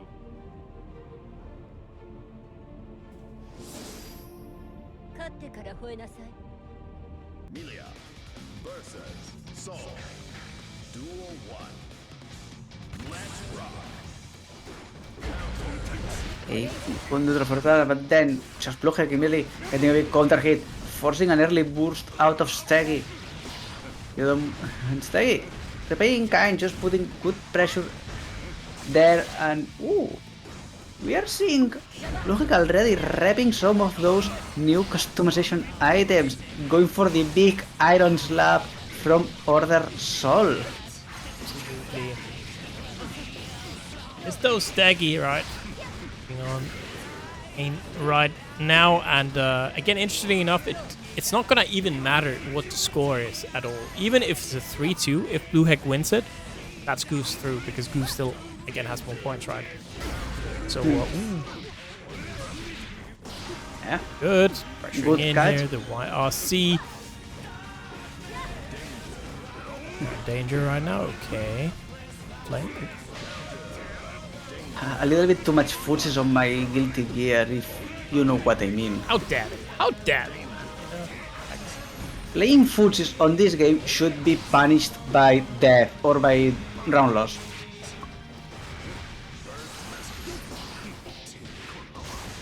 Okay, it's okay to the set have another disc. DPO side is correct, but Sstegy was just blocking, therefore Bluehead is the disc. My god. So connecting again, going in here. Just bursting, okay. Going off. This is one of the most cerebral games we've seen in a while. Yeah. Oh, but they're playing the game. That's as well. What? I mean, everybody's playing the game, but those two are playing more than the game. They're playing against their minds. Sstegy trying to build the mental stack, and Bluehack is just trying to say, ooh, 6 on X, let's go bonk. It's gonna hit. Bad moon here. Ooh. Ooh, going for the flash, not trying to go for Artemis in a way, and this time going to get that grab and enough to kill, and ooh, big welcome on everybody on Karama's stream. Welcome to the round robin. We're already on the 5th game. Yeah, Last game of Pool Ace. It's been a good couple of games we've had. Wouldn't you agree? Yeah, for sure. Of course, we do have a ton more Guilty Gear after this. Yeah. So, game 1 here, Sstegy. Up 1-0. And character change I am seeing? Yeah. I mean, we have seen Bluehack primarily play Sin, right? In Salty and the previous tournaments. I guess he played Kai and Sin and Soul, so a little bit different. But this time saying, you know what, maybe the Sin is the answer here. I'm playing the whole family I see. Yep. Next character should be The Dizzy. Unika and Dizzy. Yeah, the Jacko as well, so. Technically. Just gotta play the whole cast. At that point, yes. Just imagine if Justice ever get released. That's going. You also going to need to play Justice. Try to play that kind of zoner. And But pressuring, yes, but good blocks on Steggy's side. Lots of patience.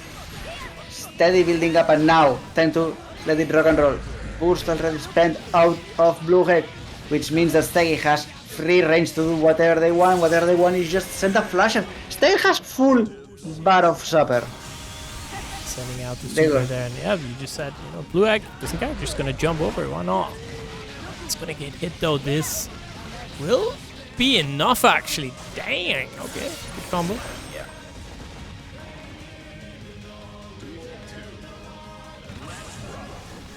Okay, and Steggy once again playing slow and steady, even though they are playing Millia, but sometimes you need to go slow to go fast.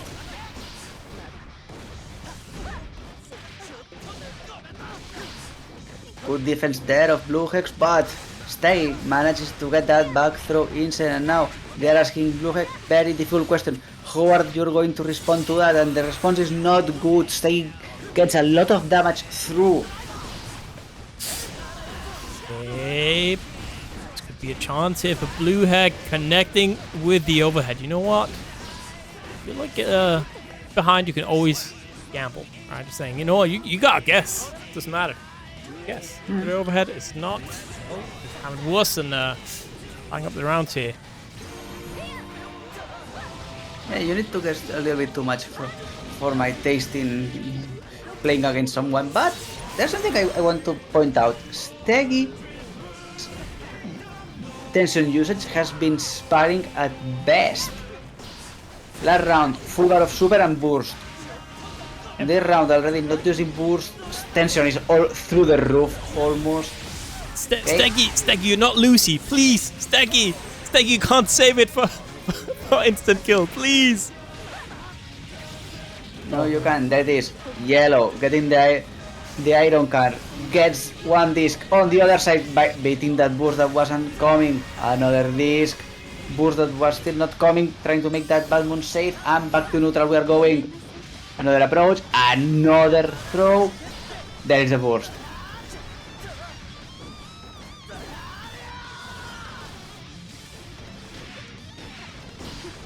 Okay. Sstegy on the defensive side. There is your boost. Tension is almost at super, and who's taking that win is Who heck? Blue I mean, on the trade. dude, I wish. Where's Goose? I feel like we need some live Goose reaction in chat because every time Blue Heck winning would be huge for Goose. This is oh.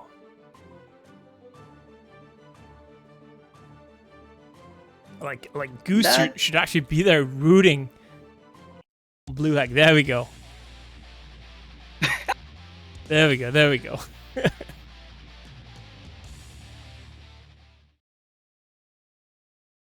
Mankind. Duel 1. Let's rock.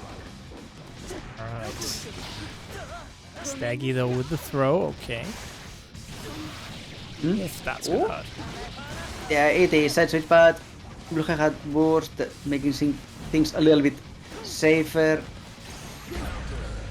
Oh, big approach by Sstegy. That's going to be a lot of that. No, tries to go for a cheeky reset that is going to pay off at the end, but that's not the way you should make things work. Gets another wall break. No super again. Sstegy, you have super bar overflowing. Please explain why you're not using it or abusing it. Thank you very much for that super laser disc. Gets a perfect.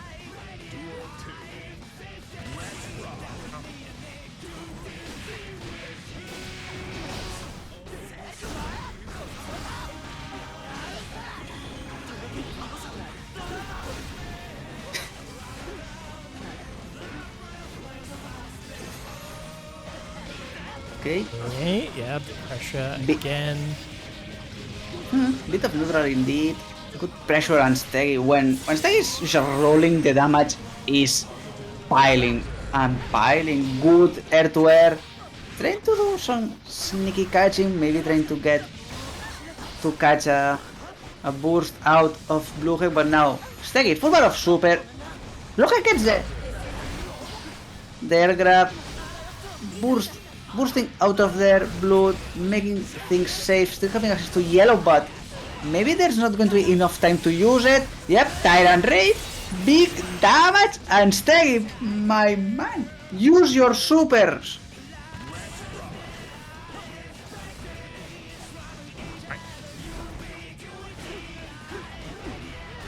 Oh, pressuring in Blue Heck. Oh man, this round looking a little bit dicey. How does Sstegy do it though? Just getting out of there. Okay, actually trying to... Good. The pressure is good, but at that moment, Blue Heck has already seen a lot of time, therefore going for a DP is optimal at that point.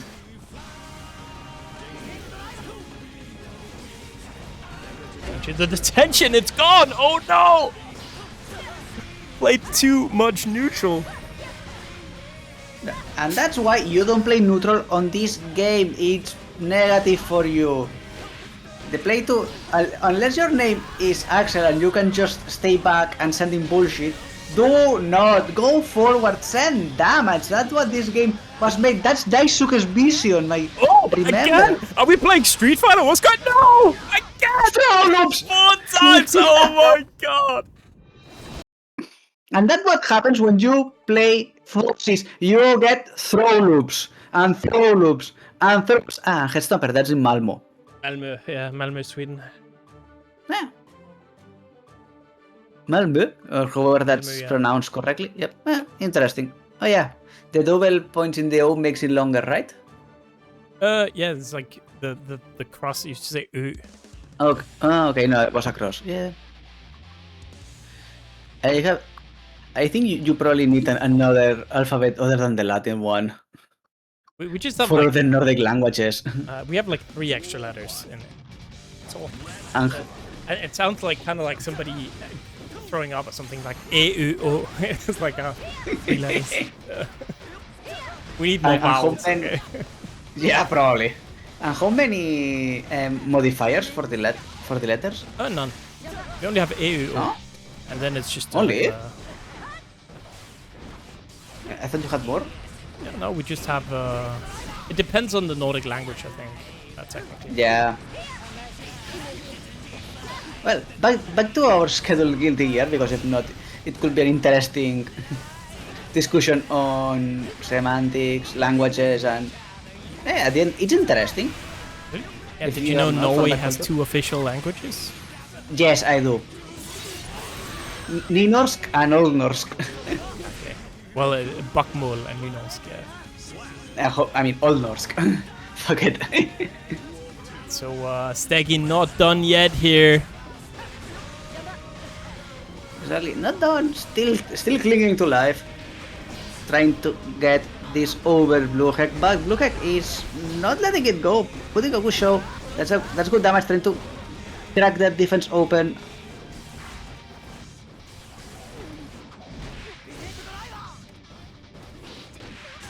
Okay. Redlining, that's going to be a good chunk of damage. Get the positive Horus, get that knockdown against Millia. Knockdown. Oof. Good shit. But Sstegy is not done. Sstegy is doing some damage. DP out of Bluehek, not enough to kill yet, and could not combo it. But gets the grab and the grab does it. That's a set point. Set point indeed. point. Uh-oh. My blood is boiling for excitement. And more importantly, both players have access to full suite of resources. Burst available. Tension building.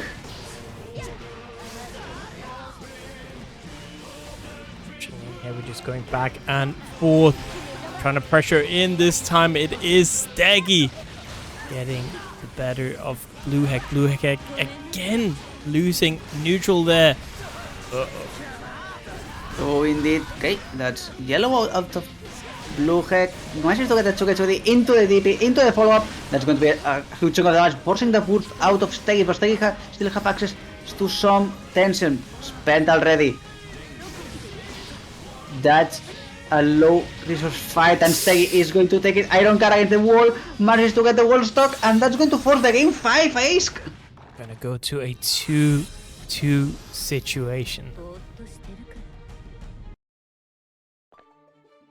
から Uh-oh. Oh, indeed, and this group was already set from the start, but are there more implications to this going to game 5 that I am not aware? No, I don't believe so. Let me see the technically, yeah, because I mean, yes. So the one implication there is here is that if Bluehek does lose, Bluehek is now confirmed the last seed. No, if Bluehek wins. If Bluehek wins now, Bluehek is confirmed last seed regardless. No, yeah. Yeah. The moment that Sstegy managed to win a game, Bluehek was already confirmed to go there. But the thing that we are fighting for is Goose's advantage, because if Bluehek wins, Goose is seed 1, Sstegy is relegated to seed 2, and that's a good start for Bluehek. Perfect onto Sstegy.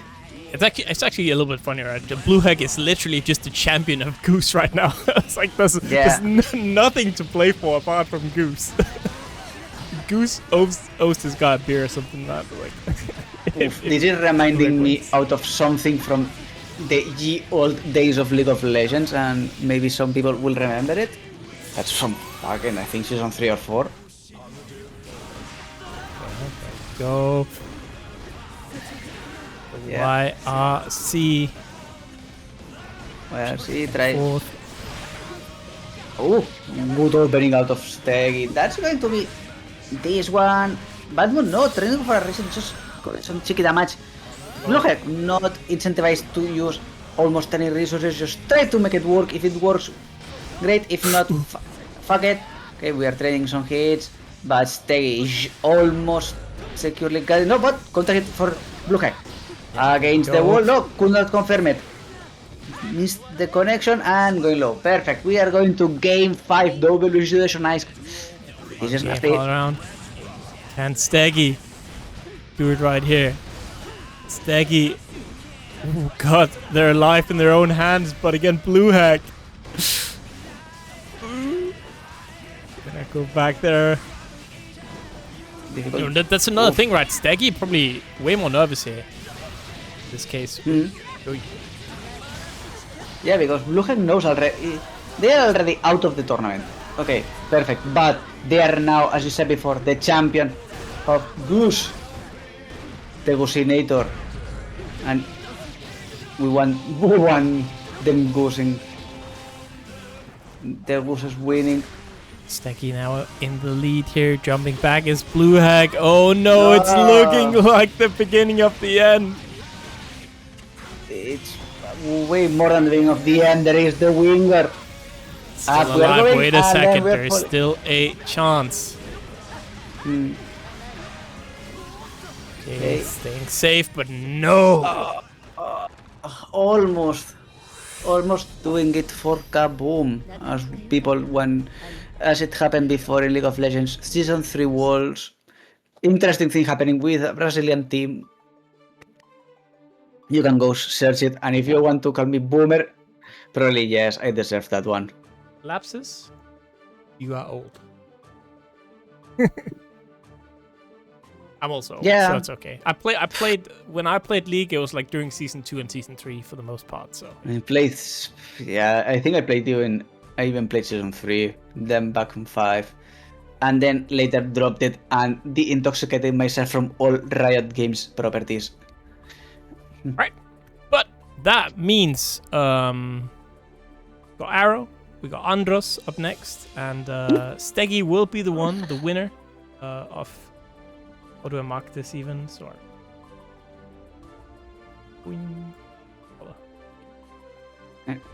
Noxy. Yeah, it's a good color. Yeah, that works.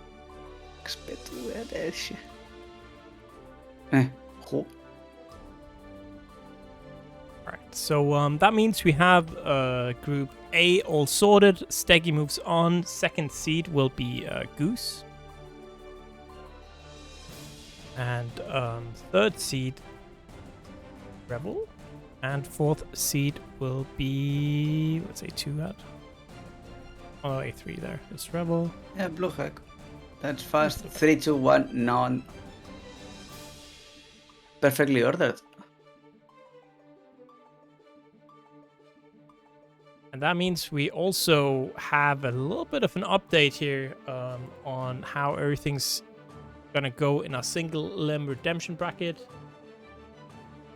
That's Sterg, Goose here. We have Zulck and Bifox, Revill, and Davo, and Vena, Bluehawk down here. Oh boy, we got a match.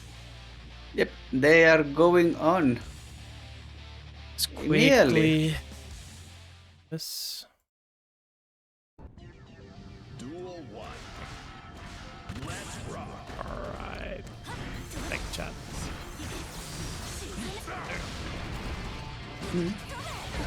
And all big blocks there. And apparently, according to the sources, also known as chat, they were already playing on ranked before this game, so why not?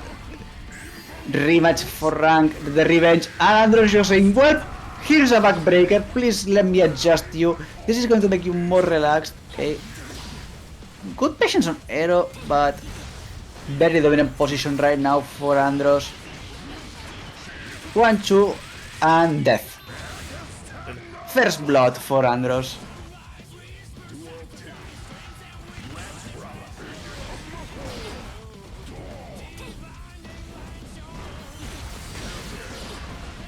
Counter.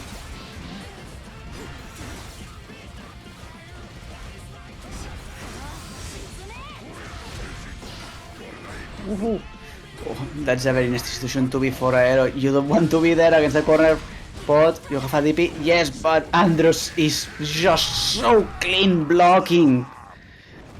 Sniffs it out the air, say, DP is coming. Let me just give you a massage. And well, your back may not be the same after that. Absolutely.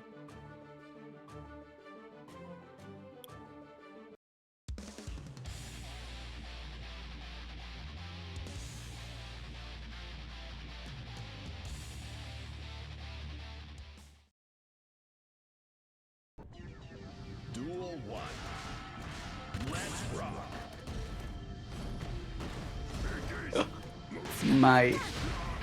I don't know if you've seen, but that was Andros just walking forward menacingly there and gets the big booty. Aero trying to do some slight zoning, sending some projectiles. Andros side burst out. One laser. Flick not working, and the second flick even not working, which means that Aero has a chance to do some damage.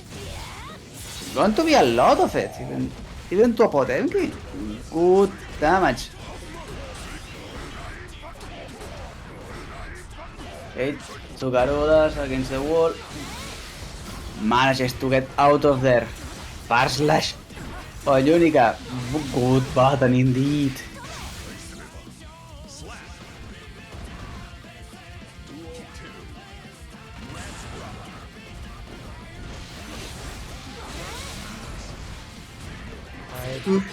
That throw, yes sir. And again, from this match, right, Andros qualifies regardless to the finals. Andros technically doesn't have anything to play for. However, you know, depending on how things, I guess technically if Aero beats Andros 3... No, it's already over. I think Aero had to beat Andros 3-0. And then Doritoooo would. And then there was a chance? But yeah, Now there's no chance. But it's still, again, we're playing about... we're playing for C2 right now, which honestly is also very important. But C2 for Aero requires a win over Andros, which is going to be not easy. difficult, to say the least. But right now, Andros, even though already traded alive, still in really good position. Aero has burst, but you can't burst the Potemkin Buster, so you need to time it very, very well. And that's the game.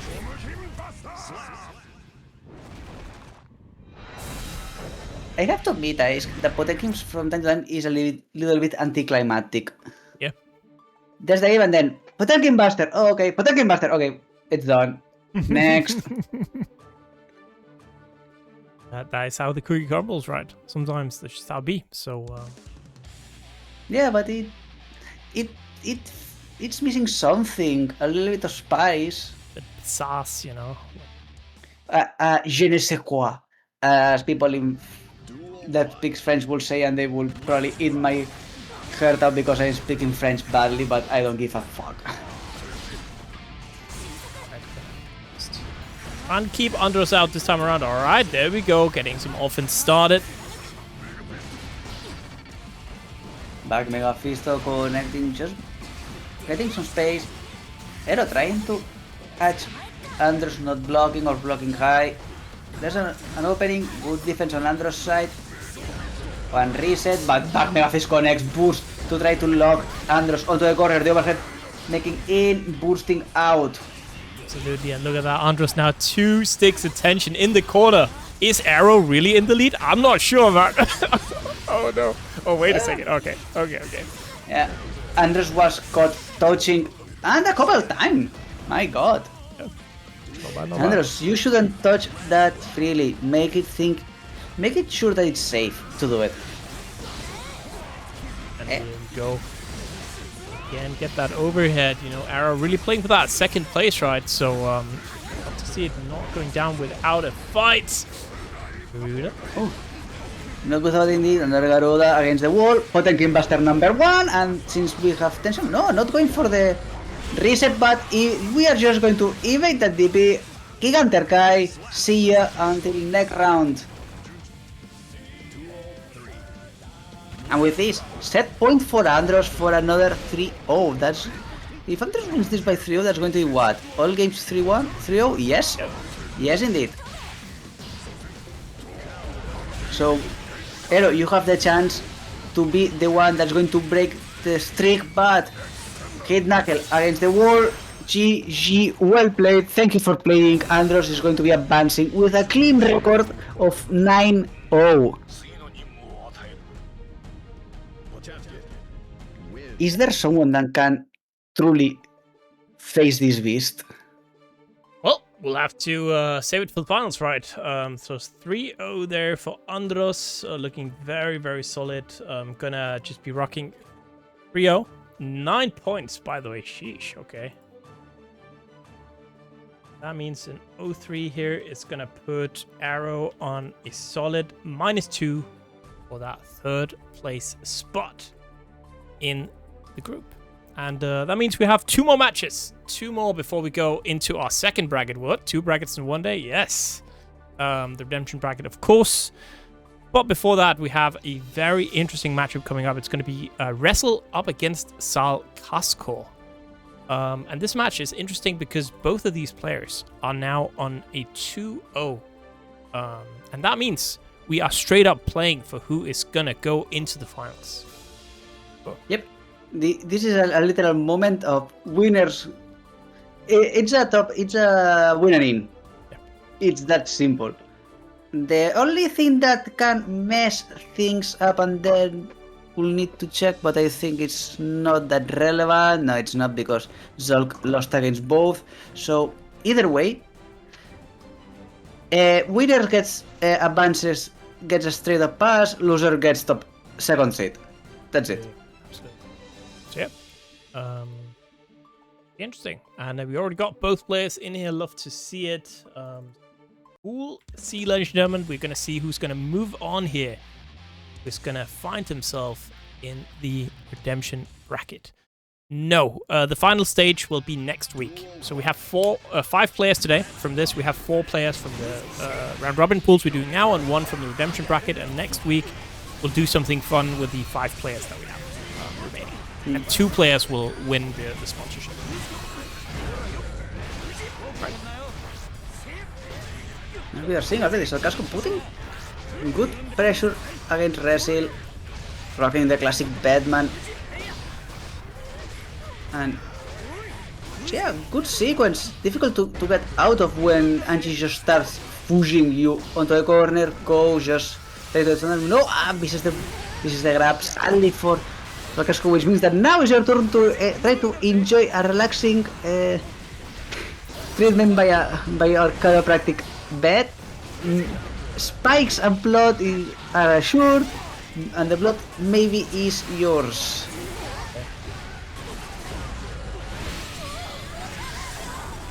Go. Install, and just sending Salkazko the other side of the room. Ooh, go contact hit, that's very dangerous. Good situation for Salkazko against the wall, nope. Resil manages to get out. Charge dust in this economy? I don't know. I mean, I'm kind of feeling like players are bringing it back just a little bit. You know what I mean? Like, I feel like I'm seeing it quite a lot in 2.0 compared to earlier. Oh, good bait there by Resil, and with that, Resil first blood.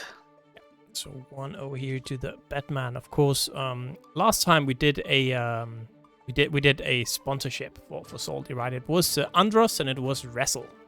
Ended up going to Headstomper with those really cool SaltyEU shirts. Krillo as well. Krillo got sick, so didn't get to use the shirt. But regardless, you know, it's kind of cool. Kind of cool.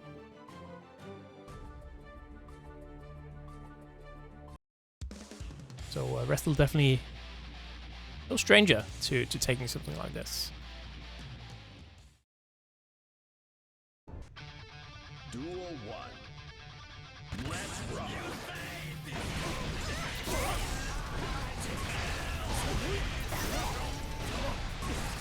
It is again Resil just pushing in.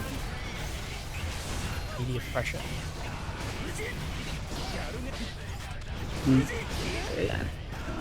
Good train of hits there. Butterfly is set up, but completely blocked for Resil, trying to get the aerial approach, manages to do it. That's a nasty position to be. Lots of damage, and if you have ever been on the receiving end of not only Resil but any good Bedman, you're not going to have fun. That was a good parry out of Salkazko. Absolutely got attention spent here though. Chance, and yeah, not able to get out of the corner there. Yeah, it's too much pressure, not enough life to play with it. get some cheap damage, try to build for a better position, and now. Salkazko is putting Resil to the corner, manages to get the hit, and oh, beautiful bait on the burst. Yep, there we go.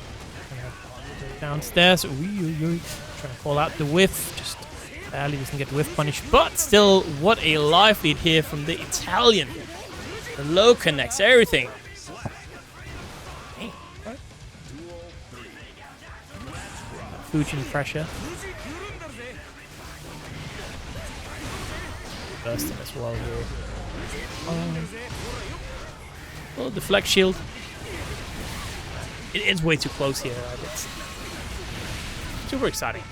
Like we'll see both of these again tonight for sure, but who is just gonna straight up, or not tonight, I guess. One of them gonna go straight to next week, but.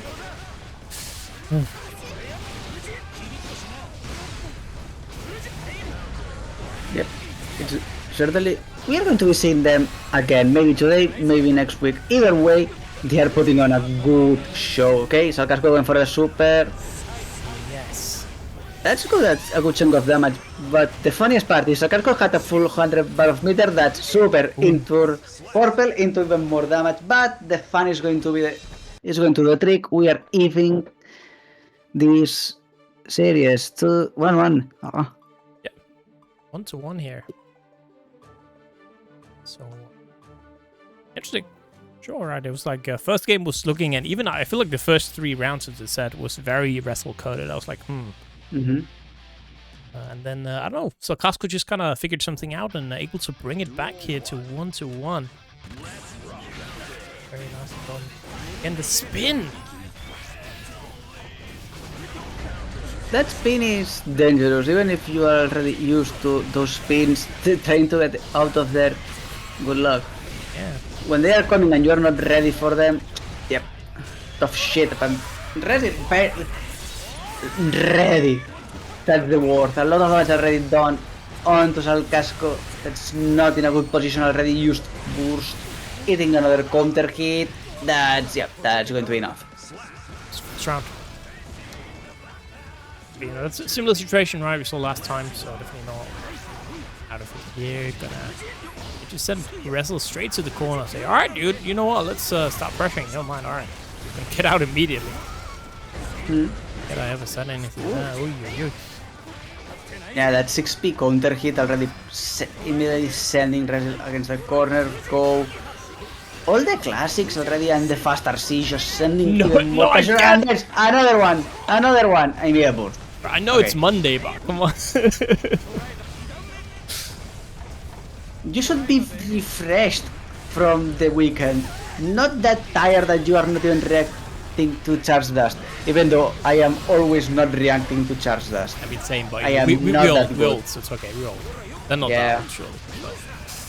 I think that Resil is my age. Oh, counter hit again.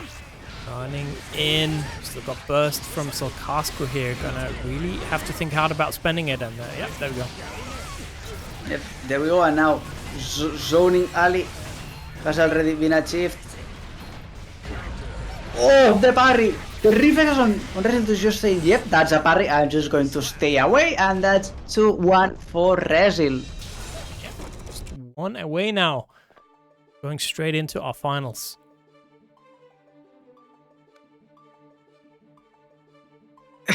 Okay, I think the only one that's excused is Bolton. Festival last night. Which one? This guy's willing to go to a festival during the weekend, not willing to go to a VEEP convention, you know. Weekend? I think that was the whole week. You hate Weeps, Walton? You hate this entire chat? I believe it. Mystic Festival in Gdansk. I need to Google that one. This guy is willing to go to Gdansk to Mystic Festival, but not willing to go to Gdansk to fly to Aarhus to go to a VEEP convention. I can't believe it. So final chance here. Oh yeah. Was for Salkazko to stay alive. It's my kind of festival. Full heavy metal. But yeah. And that was stuck.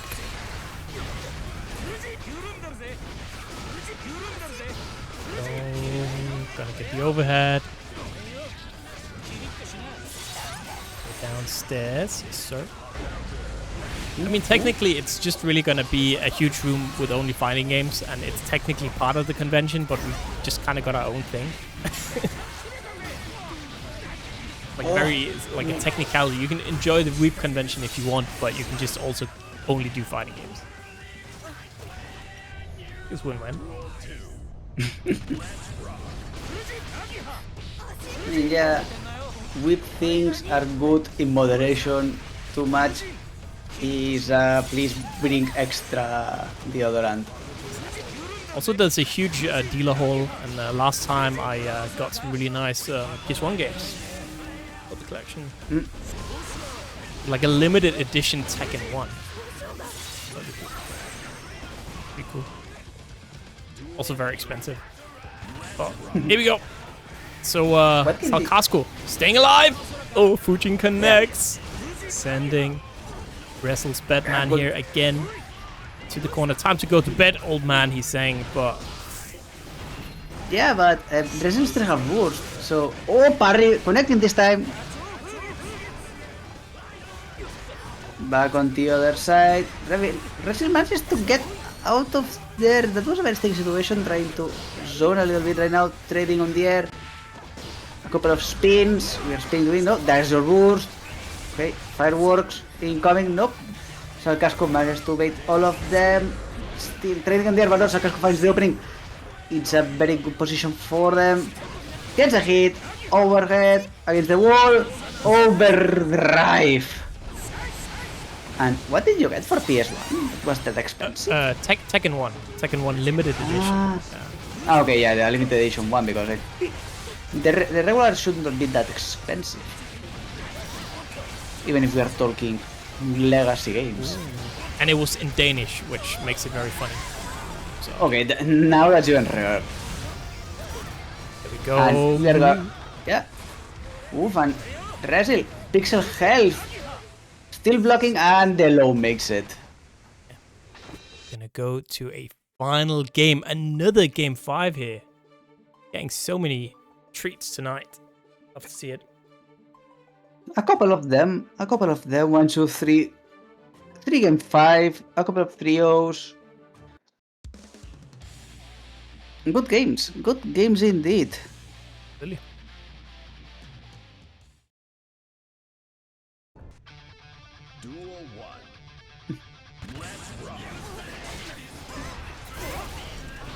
So, yeah. Final chance here for either player to make it into the finals in this part of the stream. Of course, we'll have another chance in redemption packet regardless, but, I mean, you would really just want to secure that W right now, if possible. Gonna get the overhead. Exactly. You don't want to bet everything on the redemption arc. You want to get the things done, settled, and then just take a breather, because you've been playing for a good amount of time already. And it's getting late. Night is still young. Yes, but if you need to get up early to work, maybe not. We are getting too old. Attention to do the overdrive here. It's going to be heavily scaled. Yeah. Yeah.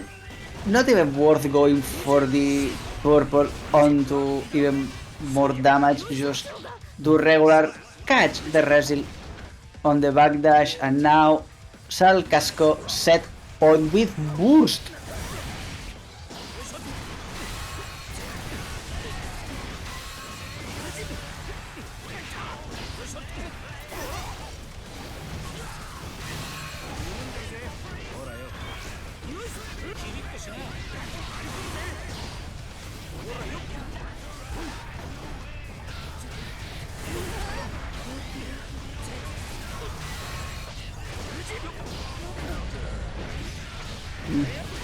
Okay.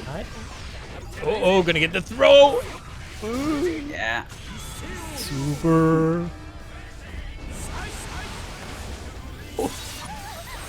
Hey, good damage done. And also access to bar, and that bar is going to be transformed into more damage. Therefore, Salkazko is going to be advancing onto the final stage after a heartbreaker of a series that ended with just a blowout, in my opinion. Very, very tense all the way, and except the last game that maybe both players were getting tired and just went poof. Oh, and I agree on Rush's opinion that the overhead is another tax report. Doing overheads in this economy is too expensive for everybody. Absolutely. So, just note the score 3-2 here. Salkazko, yeah. Getting the first upset in our groups. Seed 2. Hitting seed 1 there. Go in the redemption bracket, of course, in that second place. So definitely still a pretty good place to be, but gonna have our final match here of the 2 piece here. Pokke up against PataChu. And this is an interesting one. Yep. They're both tied. I know, and they're both tied in wins, so winner gets in, loser goes on the other side. But there was a chance to do some funny things, even though it's already said and done. Winner advances, but they're 1 point difference, and Networks said no. I see. Pay your provider. You see, it's like one of those matches where I was a little bit surprised to see PataChu pick this group, right? Like, or maybe not. Like, I'm feeling like he's picking between this group, right, or the Salkazko group, and I was like, yeah, which one would he prefer? And I think it's definitely interesting, right? Preferring this one to the other one. Both are, again, stacked. Oh no, the... Uh-oh. So, I pay the network part 2. Second message. While we'll do this, I can just update the groups here.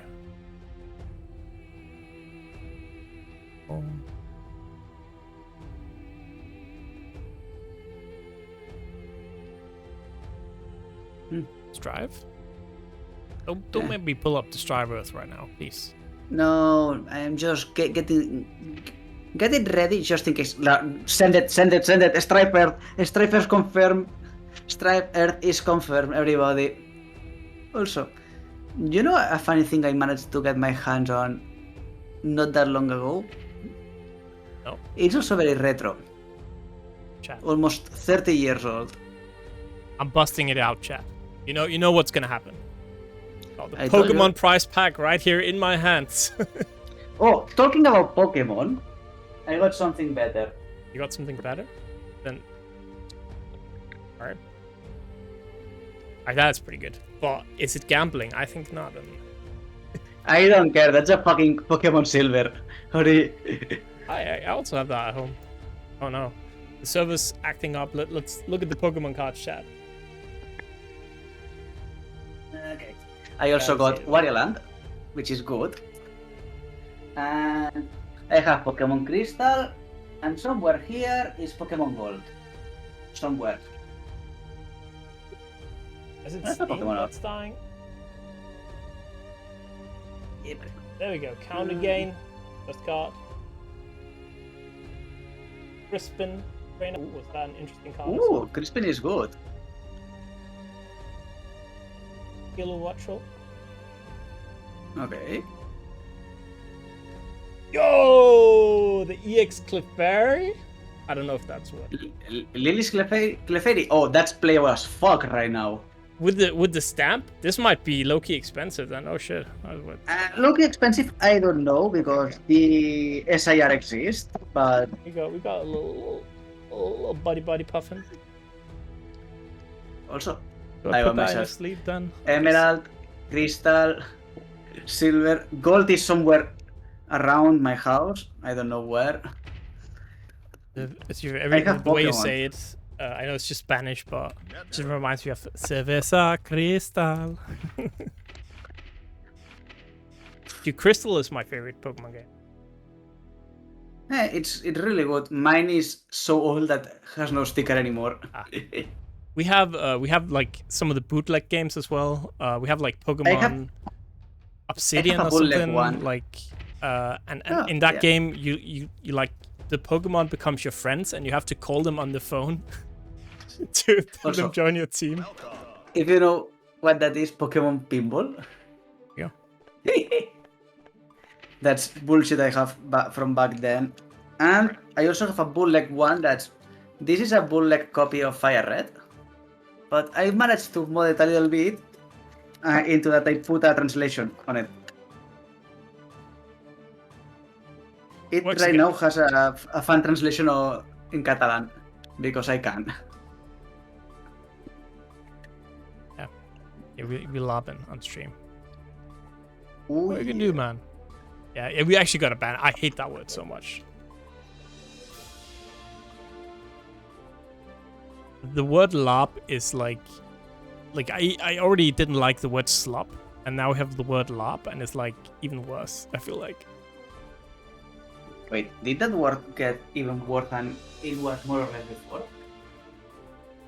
For live action role playing? Yeah, but it's like it's a thing. Yeah. Damn. All right, so we got the Lucy, we got the Jacko. We are gonna figure out who is gonna go into finals here.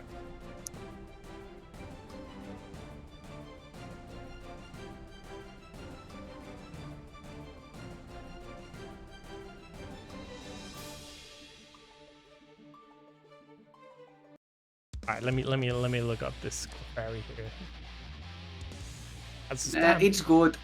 You just need to read the ability. I'm going to play Magic, Raj, though. I'm not gonna play fighting games probably.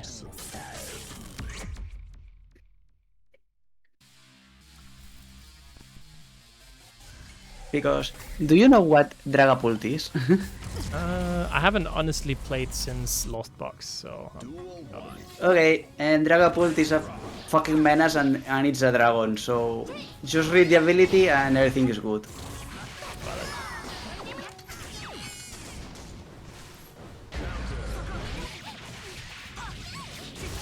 Yeah. Big pull. This one is worth like €2. Let's go. Let's go! I mean, the pack is free. Oh, wait, in English, actually? Wait a second. In English, it's worth €6. Fucking let's go! Oh, and talking about let's go, we have an insta-kill. Yeah, the IKEA merchant, of course. Gotta remember the story, right? The storyline of this is, of course, that PataChu chose this group.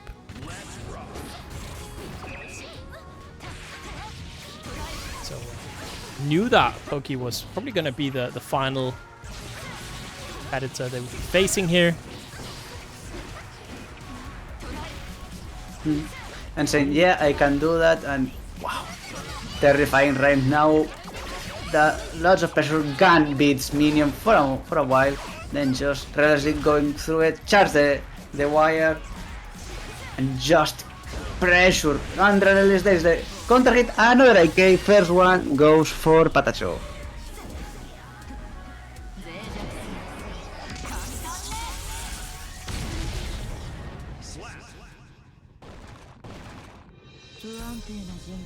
Alright, 1-0.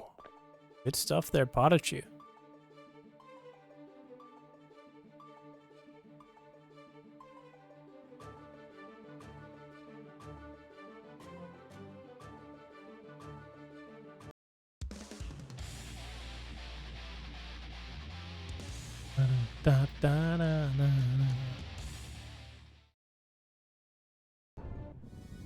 Duel 1. Let's rock.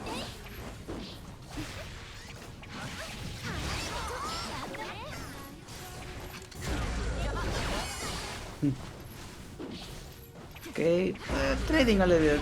Resource below, PataChu finds the opening. That's going to be a lot of damage done onto Pokke against the wall. Just go for the cable, that's continuously a lot of damage. Not still getting that static, but Pokke manages to get out the grab, sets up all minions, and those minions are going to be doing a lot of damage already. Good setups out of Pokke. Big claps against the wall. Hyper Elysium driver, that's going to... No. It's going to be too heavily scaled, right? So still alive. Probably, yeah, too many hits. But it's the thing that with this super, I never know if it's going to kill or not. Because it deals so much damage and say, yeah, it's not going to kill, let's kill, and then the scaling on it, it's so trash. I mean, that if you do a lot of hits before it almost does nothing.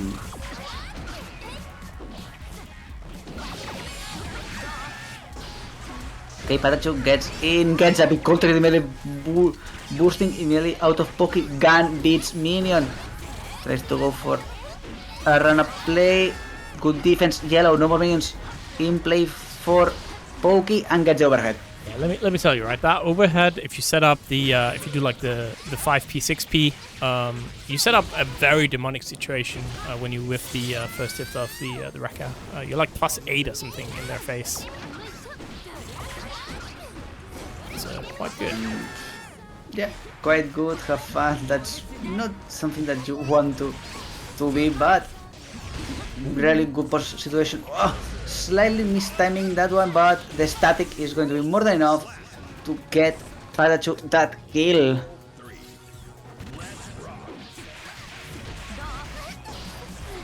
You're running in here.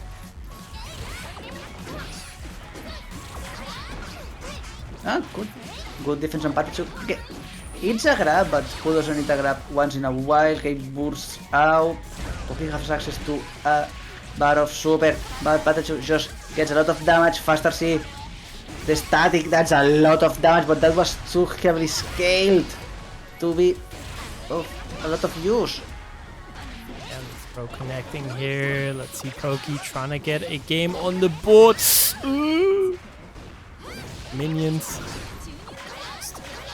So much pressure out there, but somehow, some way, PataChu finds a way out. No IK merchant this time around, though. The tension way too low.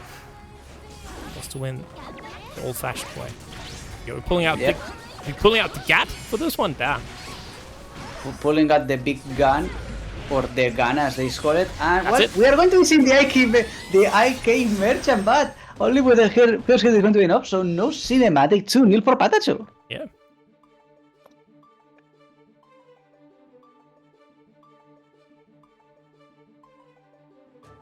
Right. Looking quite solid here. Just one away, right, from going into the finals straight away. Joining Andros, Salkazko, and Sstegy. But Pokke, of course, not out of it yet. But no, just got to win 3 in a row. Easy.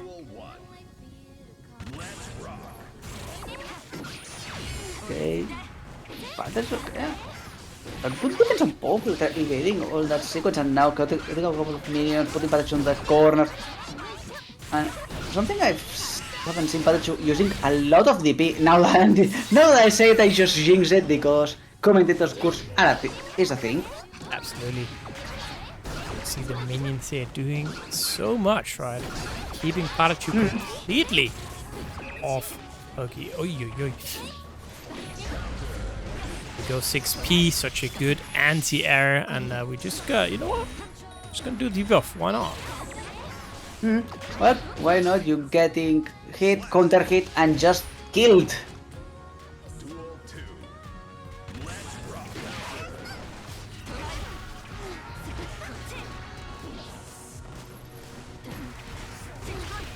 Okay, good pressure there. Central minion, big defect. Now there's a there's a DB. It's too long to do anything after that one.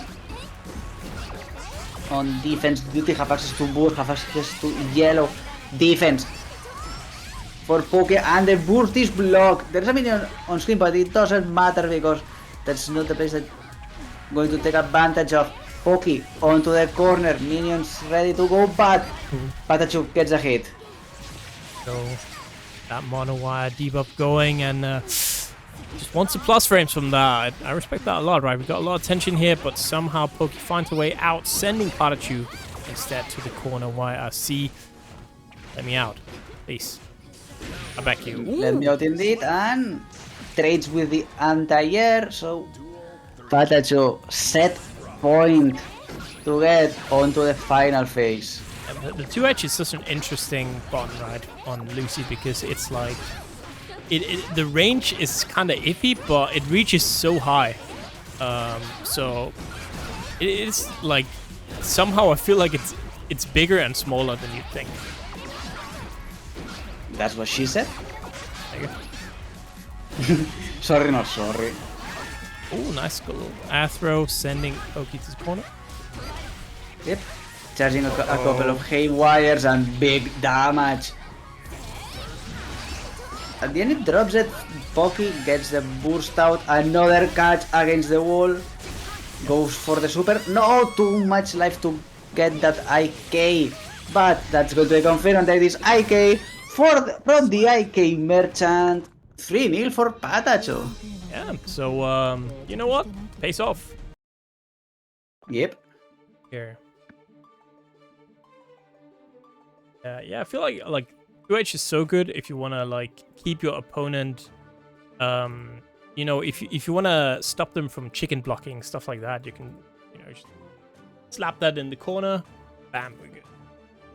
But that means, Lapsus, that we are done, us two, for tonight. Do you have anything to say before we rapidly move on to the redemption bracket? Well, if you want to follow me for... just follow me, because why not? I compel you to do it. There is my Twitter, at Catlapsus. I mostly retweet things. I maybe will be posting from the time. And my intentions, if I have time, I'm probably going to be playing a small tournament over on Doritos team. That's Overthrow Mayhem. If you want to join, just say I send you there, or Dorito, doesn't matter. Just go there and people are going to have fun. Level is more or less my level, so I am not on the level to be on the stream, but I am not that bad, so more or less on between. Way less in between, but hey, doesn't matter, it's going to be fun. We got the updated bracket now. If you're interested, FanCon Redemption bracket is now live. We got everyone in there. So check it out. And that means, yeah, I'm just gonna hop off here. Again, check out FanCon, of course, if you haven't already. It's let me show it real quick, because while we get the other commentator set up, I think that's valid. So FanCon, of course, is what we're playing for. It's a E.U convention in Denmark. That's like the least of it, because it's also a place where we are gonna be hosting a ton of fighting game events. I'll be one of the TOs, together with my local fighting game community, and we have somehow, some way, gotten, a pretty damn good deal. So we got a event where we got a pretty nice venue, just only exclusively for fighting games at this con. It is gonna have Tōkon, indeed. It's gonna have Gear Xrd Rev, Tōkon, Pokemon Champions VGC, Rivals of Aether, Street Fighter 6, Double Smash, and Tekken. And every game is going to have a pretty solid prize pool. This is in Danish Donkey Kong Kongs, but let me tell you, this is a starting prize pool of €200. This is about €135 each. And it's going to scale, of course, with the amount of entrants per player. And we already have 45 players in here, just fighting game players, and let me tell you, I know for a fact that at least 30 people are going to sign up just from the con, because that usually happens. So it's a pretty decent amount of money, and again, it's going to just scale with the more entrants we're going to have. We actually have some very nice international competition already for Strive. We have players like Inexi, Alexiad, Mastodon, Jonesy is coming as well. I'm going to be sponsoring two to go from Salty. And it's actually pretty damn cheap. So it scales with AD and not AP. AD is kind of cool. AP was whack. Play top. So here we go. So we have what's the cost of the event is 250 Donkey Kong Kongs. So that's about what, like $30 or something euro, so not too bad. And that's for a weekend pass where you can compete in everything for free. Every single event here is free. You just need a ticket to the convention. It's in Aarhus, Denmark. If you are at all interested, let me show you. Do you not know what Denmark is? Well, Aarhus is right here in, you know, this Elvis face. It's like right under the nose. Second biggest city of Denmark. It's right here. If you are interested in going, feel free to DM me on Discord, whatever, Twitter. I will absolutely help you find the best way to get there. I think for a lot of countries, if you're from the UK, like if you can fly from Stansted or something, a lot of places in Poland, Gdansk, Katowice, you're going from Oslo, stuff like that, it's very cheap. You can just fly to Aarhus. Otherwise, you can always go to Copenhagen, take a little boat through here, which is also costs like, what, 13 euro or something to take a boat. So there's a lot of good options out there, is what I'm saying. So please hit me up. Have any sort of about that, wanting to go. And with that in mind, I do think we have 2 people in the room with us right now. Maybe not. Crazy stuff. Maybe. I'm a husk of myself right now. Let's go. Oh no. The graveyard has claimed another victim. It was a very long and exciting weekend. Why am I red? Oh. Then we have everyone that didn't get into the next round, right? Got Yeah. Bluehead, Goose, Revill, Aero, Doritoooo, 2x-Fox, Resil, Zulck, Sterg, Pokke, Davopotato, and the Vena. Mm-hmm. Oh, I can just leave the line. Just left us alone. Did he? This He's just still here. disappeared. Yeah, but he's actually like, he doesn't care, you know? It's a bit nonchalant. He's caught up. Like, all right, I've chilled enough. Yeah. I'm gonna go to bed or something. He's got work tomorrow. Well, we will imagine a bracket plays itself out. Yeah. I don't even Hallucinated like bracket. this game. What did I do? Classic. Apparently you left. I mean, do you want me to stay? Is that... Oh no, I don't know what was going on. Also, No, but you know, a goodbye, Oh. something like a bit of care. That's all I ask. I now, it's good because I now realize why it was weird is because it had a chroma key on it, but yes. nothing on mine was yeah. chroma keyed because close enough. Oh, it's I all might green, be bro. looking a bit green. It's You're Eris's a bit room. green there. Why is he green? Persona 6. Did you know that? I'm green. You're the greenest ever. You know that one? Not from. No. It's a good meme. Oh, Is it? Because I don't know it. It is. Can't be good then. Funny. It couldn't possibly be good if I don't know about it. PataChu is asking what's happening for the 4 qualified. Next step for us is next week, and I think that is correct, right? Yes. So you can go Yeah. chill, eat your food, laugh at the people who still have to play. Anything you want. Really. Yeah. Point Shout the outs laugh at the to- losers. So, shout out to like, what was that bracket? It was the country clash that Sinjo organized like last year, where we had some games having to be played out at like 1 a.m. You don't know anything. We had the SaltyEU old team tournaments before I knew anything. That lasted to like 3 a.m. Why would you do that? Anyways, Aero versus Goose. Seen some of them We have play a before. gameplay over here. Yeah. Yeah. These two haven't played today, but they are like racing challengers, let's say. Goose, one of the best Johnnies in the region. Aero, probably the best Unika in the region. Goose also in the conversation. I don't want to say the best per se, but might be the best.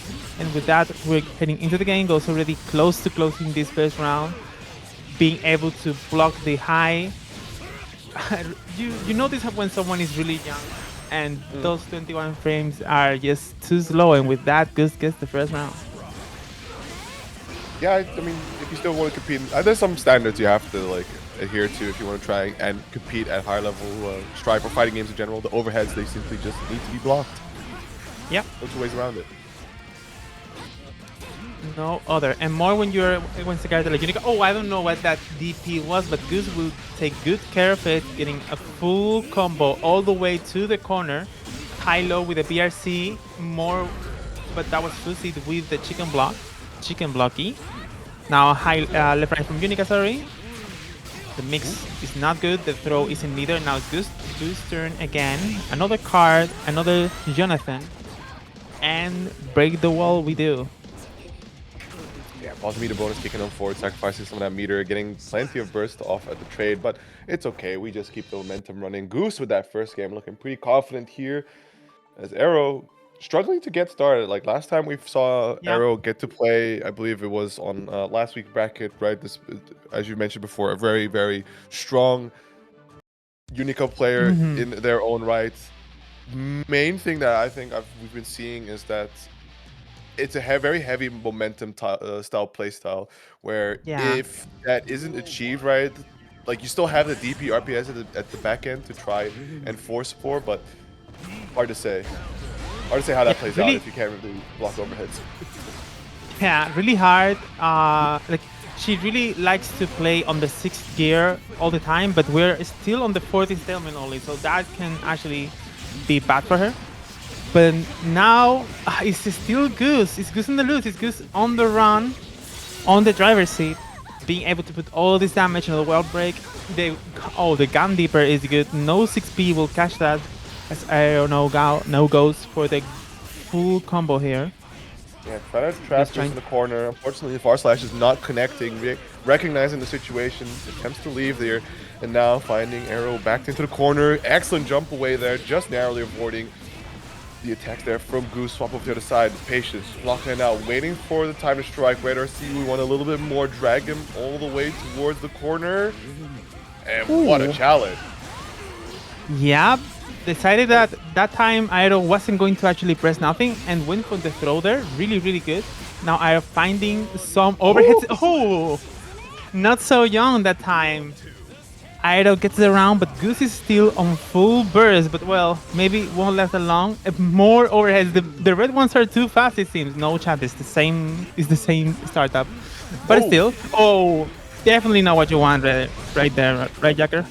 Yeah, although that is definitely what you do. One finds a beautiful 6P here. Interesting ping pong combo there, but we move on forward. Damage has been dealt, dragging Aero all the way to the other side. Sets up the card here, pushing on forward. A lot of respect given here, especially on those misfinder cancels, but Aero does challenge out, and there we go, the DP RPS we'd like to see from Unika. On these slight minus frames, just rock it out. See if you can dissuade your opponent from challenging on minus frames. Oh, and that red one will be the one to fail, and now Goose is still on the offense, getting the super. This will seal the deal for this round. Indeed. Slash is on the screen, 1-1 also. And now we're going to the last round. Oof, a bit of stutter over there, but it's all good, don't worry about it. FS will force the burst on Aero side, who is now being able to put the pressure, but Goose bursts out of there. No, Unika, I will let you run your thing. I have to do my own deals, my own bolts. Or to deny the wall break there, gaining a lot of resources, but what a challenge after the block overhead, immediately dashing into that throw, trapping Aero now into the corner, trades, wanted to try and keep up this position, but we see the challenge here. Similarly, right, we can start creating RPS about the DPs, but here are also RPS is possible. On Johnny still around 50 meter, you have the option to go for a wake up reversal. Doesn't quite cut the card there for the full extension. Good blocks on overhead, the YRC, now block, pushes on forward, catches. Going to be difficult to confirm, but it's all about that screen positioning, dragging Goose into the corner, 2S challenge, Red RC. We want a bit more. Can you find the kill? It's going to look really challenging. One more touch should do it. We have a deflect shield if available, but the misfinder is going to do the trick just fine. Goose taking that second game. That's going to do the card trick. Brutal misfinder, never fails. And with that, as I said, Goose gets the first game really solid. Really, really solid. It seemed like Aero had a lot of trouble, right, to get things going, and now it's looking really good here for Goose. Only needs one more win to keep advancing. If I'm like, correct me if I'm wrong, but I think if Aero loses here, she will be out of the bracket totally. Yeah, I don't think there's any loser. This isn't a double limb. This is Yeah. all on the line here for one final slot in next week's portion of the competition, right? The final qualifier here. Aero feeling the pressure, already starts off the first round here in game number 3 with an explosive opener, a ton of damage already being dealt, and dragging Goose back to the corner. We get these slight minus frames, does find the challenge on that 2P, and an immediate burst from Aero. Doesn't want to give any sort of momentum over to Goose. And straight away, we're getting right back into interacting. Can we get a wall splat? Not quite. It doesn't even get the last touch there. So Goose now on a sliver of health. But look at the lead here for Aero. And you can see her take advantage of that. Immediately backing away, trying to go for the projectile game. You gotta watch out for these Johnny Sword normals.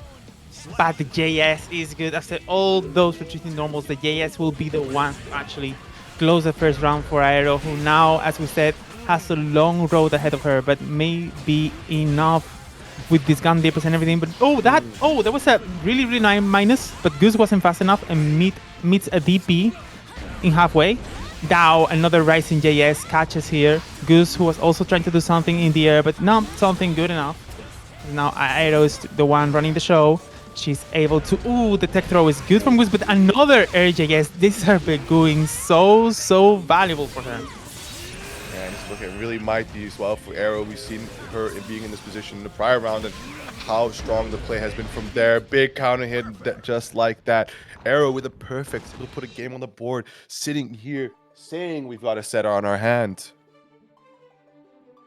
I think that Goose has kind of went into the Aero fast pace, and that's why he's losing, like why he lost at least this last game, was all around Aero putting the fast pace and Goose being like, yeah, I'm gonna be as fast as you, but not able to do so. The deals in the air have always been caught, and with that, Aero has been able to pull this game. Let's see if Goose is able to pull the pace down a bit, or if instead gets dragged into this race that Aero wants to do.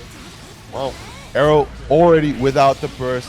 You can see definitely that it is going to be Goose's pace kicking things off here in game number 4, finding a ton of stray hits, consistently connecting these misfires, followed by the card cut. A lot of stray hits, not the craziest combos, right? But if you're able to consistently land all these stray connections to one another, you are able to build up a ton of damage. Now just down to a pixel health here. The Hail Mary DP for one last chance of interaction here for Aero. Needs to be oh so careful. With one wrong misstep, right? One slight trade, that is the round to Goose. We see the burst being used, baited out there by Aero into the wall spot, but immediately it breaks through, so no chance to use that 15-meter potentially close out the round there. And Goose, just like that, the PRC slow down, slides right in close, and gets that throw now on set point. The gun deeper was too good, even breaking the wall, not letting Aero super, not letting Aero do anything else. So, and with that, Goose indeed gets on on set point. That Nsenga for the anti-air is good. The 6k to wall break, and my name is Jamie or something like that. We'll do the wall break, we'll get the HKD here for Goose, but the Aero might have another plan in mind. That is not a safe jump, but Aero respects that time. Gun Deeper will be blocked. The deflect shield makes that not go through. That throw won't go, and that Aero will go out of the bracket through the wall as Goose advances to the next round. Yeah, I think as you mentioned at the end of the previous game, right, that this last one was a demonstration of Goose not following the pace of Aero there, sticking to his own guns here, not dancing in tandem with her type of play, right? Trying to go really fast, go for options very often, especially when you think in some of these more hectic situations, like let me just try and challenge for my turn back, right? There comes Aero swinging in, and you start delivering her massive counter hits. So you just take a step back, right? You play with the superior range. You have some of the setup tools you also can apply there if the respect is given with the likes of card, right? And eventually you can find your opponents just simply delivering the victory to you on a silver platter. Yeah. In the end, I think is the hard mix, because in one way you do need to play the pace of the opponent sometimes, but you also have to understand that in the end it's you who has to set the pace. And I think Johnny is a really good character for doing that, and is I think hard for Unika to actually set a fast pace. It's not like other characters, like for example Lucy, Chib, Millia, Giovanna, who can really force you to be like, no, you're gonna play in this fast tempo, in these fast reactions. Unika has a bit more trouble, even with these neutral enforcers or neutral escape, however you want to call them. But yeah, still really good by Goose, understanding what was the mission, what was asked of him in this set, and just getting a nice win in a 3-1. Indeed. With that, got our next match slowly starting to wind up here. Zulck already on the plate there, rocking the Ramlethal, and we're just waiting on Pokke to show up, who will of course be playing the Jacko there. So 2 characters, right? 2 of the Valentine types, where their specialty coincidentally happens to be the likes of disjointed pressure. Of course, heavier on leaning on the side of Jacko there with the goobers, and their meter being able to sit on the screen a little longer than the likes of the swords from Ramlethal. So a bit more limited in where exactly these mix-up options appear. But of course, there are their given trade-offs, right? So whereas Zulck may not be consistently locking down Pokke in extended block strings, right, you will find advantage to their side with the likes of the sword normal ranges, right? Strong projectiles to be able to fling you all the way to the other side of the screen, put you in the corner and such. And, well, depending on how and when you have these swords, right, some more damage on given specials and supers. Yeah, and in the end, it's what you said about lingering boxes, but it can also, like, it can always be really hard for for Jacko actually to be able to keep Ram out of the way, because Ram is this character that is really good at, okay, full screen, I quote-unquote don't have nothing, big quotes, because Ondo is a thing, but follow me, it's not as effective as other tools. But she has enough speed, and that mid-range is probably the best in the game, I'm pretty sure. So if she's able to close the distance, which is not that much, and again, she has the speed to do so, then it becomes a real nightmare for the opponent that wants to keep her really far. But we'll have to see. 2 experienced players, the best of the region that we have over here. So let's see what they have for us. Questions to be answered right now with the round start kicking off here with Pokke already tracing down against Zulck here. And that's the early burst coming out there, understanding how deadly you can get, especially when you're put between the sandwich of the 2 goobers. A lot of versatility and optioning, right? Just mix-ups at Jacko's disposal in that given situation. Now, as we mentioned before, right, the kind of lockdown that this character can employ once you're trapped in the corner, a little bit of minion gauge ready to rock as well. Leasham driver to follow, looking for that hard knockdown, sacrificing a bit of that tension game, but it's also with the full burst, not a whole lot, right? So we just want to make sure that the opponent cannot play little strike throw, and look at that, coming out in confidence. Pokke, perfect first round.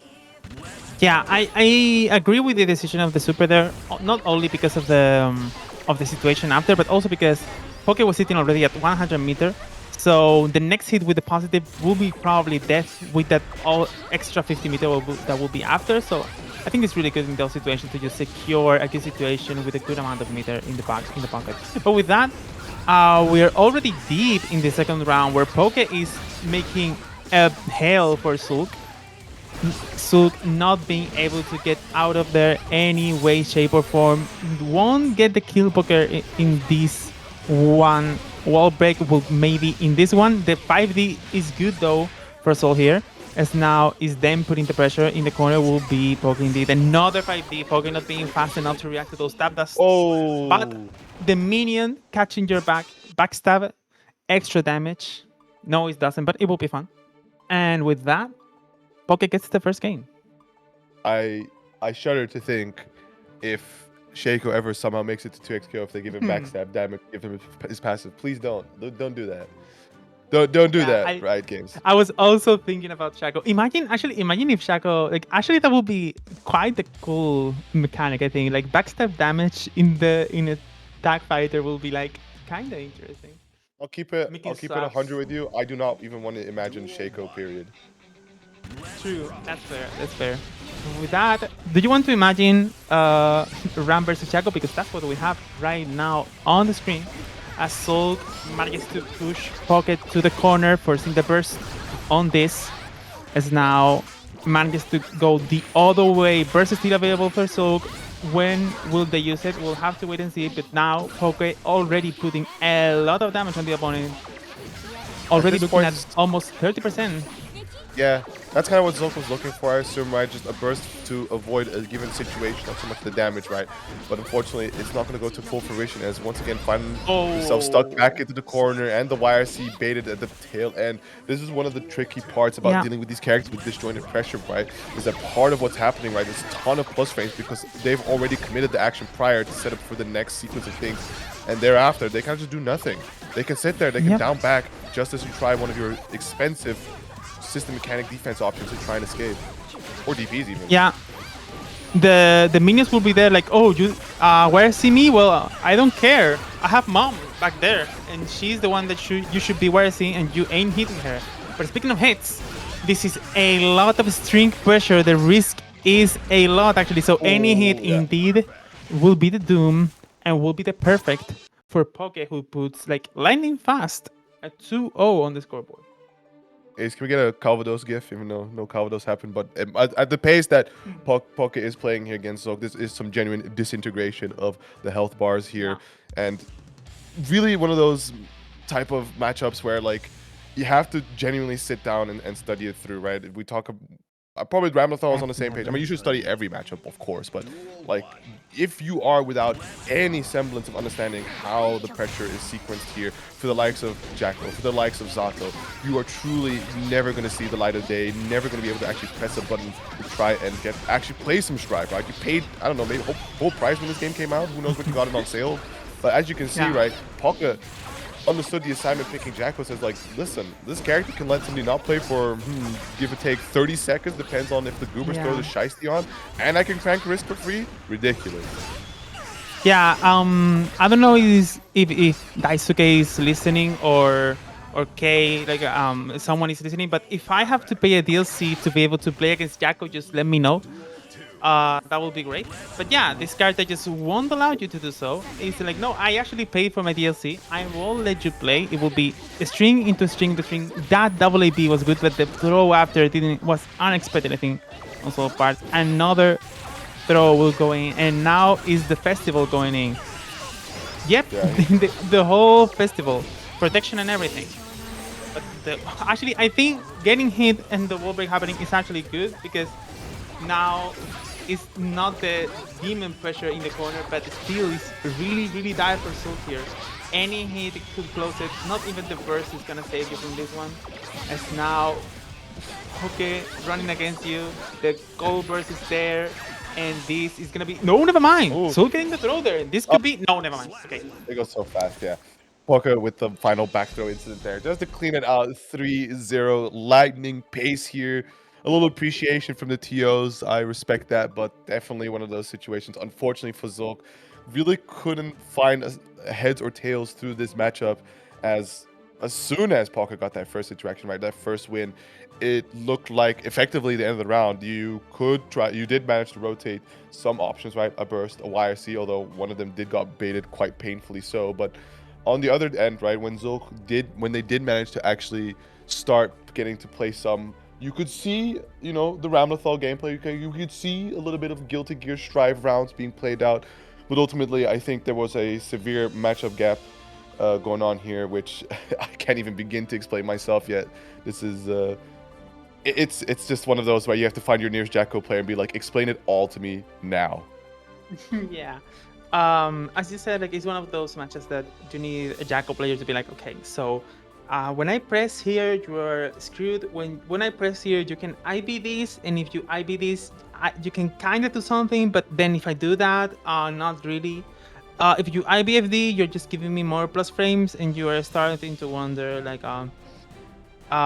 is God real, and why did he allow this? But yeah. That was that, and definitely, if you are like lost in the matchup, well, Jacko is just gonna have the nautiest smile of them all, and you're gonna be in for a bad time. Absolutely rude there, but we're gonna have our next set of players, Doritoooo and Revill, getting ourselves, or Ikebana, depending. But yeah, two players we saw prior, I believe, whereas at least Doritoooo unfortunately managed to take it over by Fox. breaks my heart. But Ino character, just the strongest, most busted Shoto. What can you do? True. Versus if and there's the Sin from Revill, of course. We see them from time to time. Probably not on the forefront of we may think of the representative Sin player, at least back when Sins were running amok. But from the ones that are remaining, definitely Revill, I believe, stands at the top, if I'm not mistaken. Yeah, definitely. I would say so.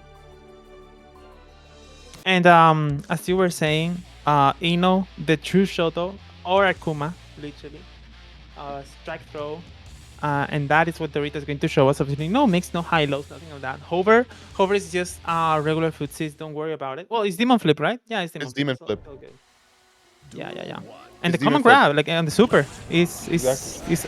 everything is the same. It's all there. It's all there. It's all there. You also For got those, you got jumping low. One of the Yeah, we yeah. saw it absolutely terrorize people with that ability. So and speaking of terrorism, that was minus into gold burst. Dorito not letting anything happen over there. Already sitting on full meter indeed because of that positive bonus achieved. He's gonna use all of that. Double fortissimo has been used. First for the mix and then for the conversion into the wall break. And now the mix is gonna be good, but not good enough against good old DP.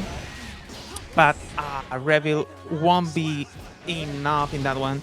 The double hover will claim their soul. thankful for the changes is Dorito that no longer do they get the full pickup after the Hawk Baker. So being able to challenge right on post situation, deflect shield, and yeah, Dorito very willing to invest all of his resources to make sure that the opponent doesn't get to play at all. Yeah. No, very painful, and I respect the burst there from Revill. Put Dorito back into the corner. Even actually managed to get a following hit there. Straight away cash out into the tire barrel. A ton of damage. Just need to find one more solid hit to close things out. But so slippery is Dorito, and the close / counter hit to go with it. But the drop. That BRC was definitely interesting, but I think it was not intended. As now going for the reset because this next hit will indeed kill. And Dorito really fast, really active, getting this first game on the set. Revill will have to this is when you have to start the gears. The gears have to start turning. Okay, what did they do? What do I have to do against it? And am I fucked up? Is the 3 questions that you have to ask yourself. How screwed am I? Question mark. But yeah, hopefully Revill does start warming up that engine a little bit, right? Little diesel machine that needs to just get into full optimal performance. But at the same time, right, Strive being a first 3 game, there's a lot of hopefully back and forth. Unfortunately, we haven't seen all too much of that happen just yet in this final chance qualifier knockout stage. But you should be able to get a lot of data going back and forth with the amount of games you have at your disposal. Definitely. That 6B is definitely an interesting one. The burst will be out of the way here for Dorito, who is now putting the pressure. Forcing Revill to push herself. Another low, but will be counter, pressing on minus frames there. Got caught there. As now Revill is putting the pressure. Manages to reset on the other hand. The next one will be using stamina. And now with a 2K to the clean hit. Ton of damage, not enough to kill, but the next hit might be, unless Dorito wants to say something about it, and the YRC indeed will be something. Ooh! With punch in the set and hoverbox, that's what we love to see. Actual footsies, genuinely. Genuinely. And wow, what a call out there. Yeah, has seen that Dorito gets pretty antsy on these defensive situations, really wants to leverage the system mechanics as soon as possible to get out, as well as challenging at the wrong spots. Dorito getting very, very impatient, having to play defense against Revill. One deflect shield works, but still tough to compete against the range that is Sin with the flagpole, especially a character like Ino that already struggles to move around in response to things. And you can see that Revill is starting to get in tune with how Dorito likes to operate. A perfect there to close out the second game and tie up the set. And even that last interaction was so good because 2K2D wouldn't connect, but 2K6H would connect only on counter hit. But Revill was sure of that, and it was either like 2K, the 2D will whiff, so 2K6H would either get full hit because of counter hit or a block, and she could still play from that and probably get the kill because some stamina was available. So really, really good options here from Revill. I love when they get in the groove and start to say like, okay, I'm gonna do the perfect confirms, the perfect combos every time, and I'm going to destroy you on defense every time. And with that, we actually see a really good conversion here from the Italian flagger. And with this, it's gonna be again another 2K to kill the negative frames there. Dorito not being able to use any resource here and will face wall, will face the flag, and will face death in this first round. Very, very tough here for Dorito. We saw some really good openers kicking off things in game one. We'll see if Dorito can claim back momentum, because of course that has also been something that we need to see if Revill can answer. They do. What a 2P placement. And again, look at that call out on the deflect shields. The safe jump there. My God. Punish to go with it. Imagine if you still had some burst gauge left to try and escape the situation. Maximum punish. The Tyrant barrel with the clean hit. Being able to get that screen transition. Pull up. Close slash. We can get the burst back in time. No shot. And unfortunately, being a bit too hasty with your defense, heavily relying on system mechanics like that, right? Yep. Who'd have thought? The consequences of my actions. The download has been complete in this last round. We just saw a Revill doing like 4 or 5 perfect reads, one after another. Just a complete roadkill, complete steamroll in this last one. Can Dorito that back, or is this gonna be one scene show? We will have to wait and see. But so far, these 2 last games for Revill have been really, really, really contundent. It's as I've talked about it prior, where they have it being a first to 3 format, some more room than other fighting games to be able to sit there, play these games out and understand what the opponent's doing. But for Revill to have already started and effectively gotten a working plan there off of one game is very, very impressive stuff. Now, just a matter of hoping that Dorito is able to just adjust the way he likes to manage some things, right? Because the hastiness of that defense has really been costing. And see the challenge there from Revill. The burst, wanted to conserve that momentum, keep trapped in the corner, finds an opener, right? There we see the power of that hover dash. A very tricky and fast situations to deal with these sudden high-low mix-ups. I'm interested in the why Revill didn't burst in that situation. Now the BRC with the double overhead, really, really good here, really hard to do anything about it. The 2H will catch a punch. I don't know what, probably a jump. Yeah, only a jump. It could be maybe only sense. The Fusion will be caught with that 2H. And now Revill again on a really good situation. Oh, I see you with bar. I know you want to do something. Let me just wait for it and let me kill you for that. Solid and sound. Pushing forward. Again, a deflect shield called out, though. Good throw break with the stroke to charge after the counter hit, but the immediate burst there from Revill understands that putting Dorito in the corner is your best benefit, right? Deny this character any ability to try and play, and already we've also seen how shaky the defense has been on Dorito. The close slash counter hit, the burst being utilized, the 6P, but not enough to actually be able to get the confirmed there. Dorito on that last leg here, we can see that Revill is trying to possibly leverage this life lead here to challenge, look for that final trade there to take that sliver of health, and it's been allowing Dorito to actually mount this comeback here somewhat. Yeah, but with all of that, the wall break happens. You will have to go back to neutral, and with that, the last hit will connect, and Revill will seal the. It was a gentleman sweep, also called 3-1 for Revill. After that first game, the download was complete, and Revill just decided to just get away with it in one clean sweep.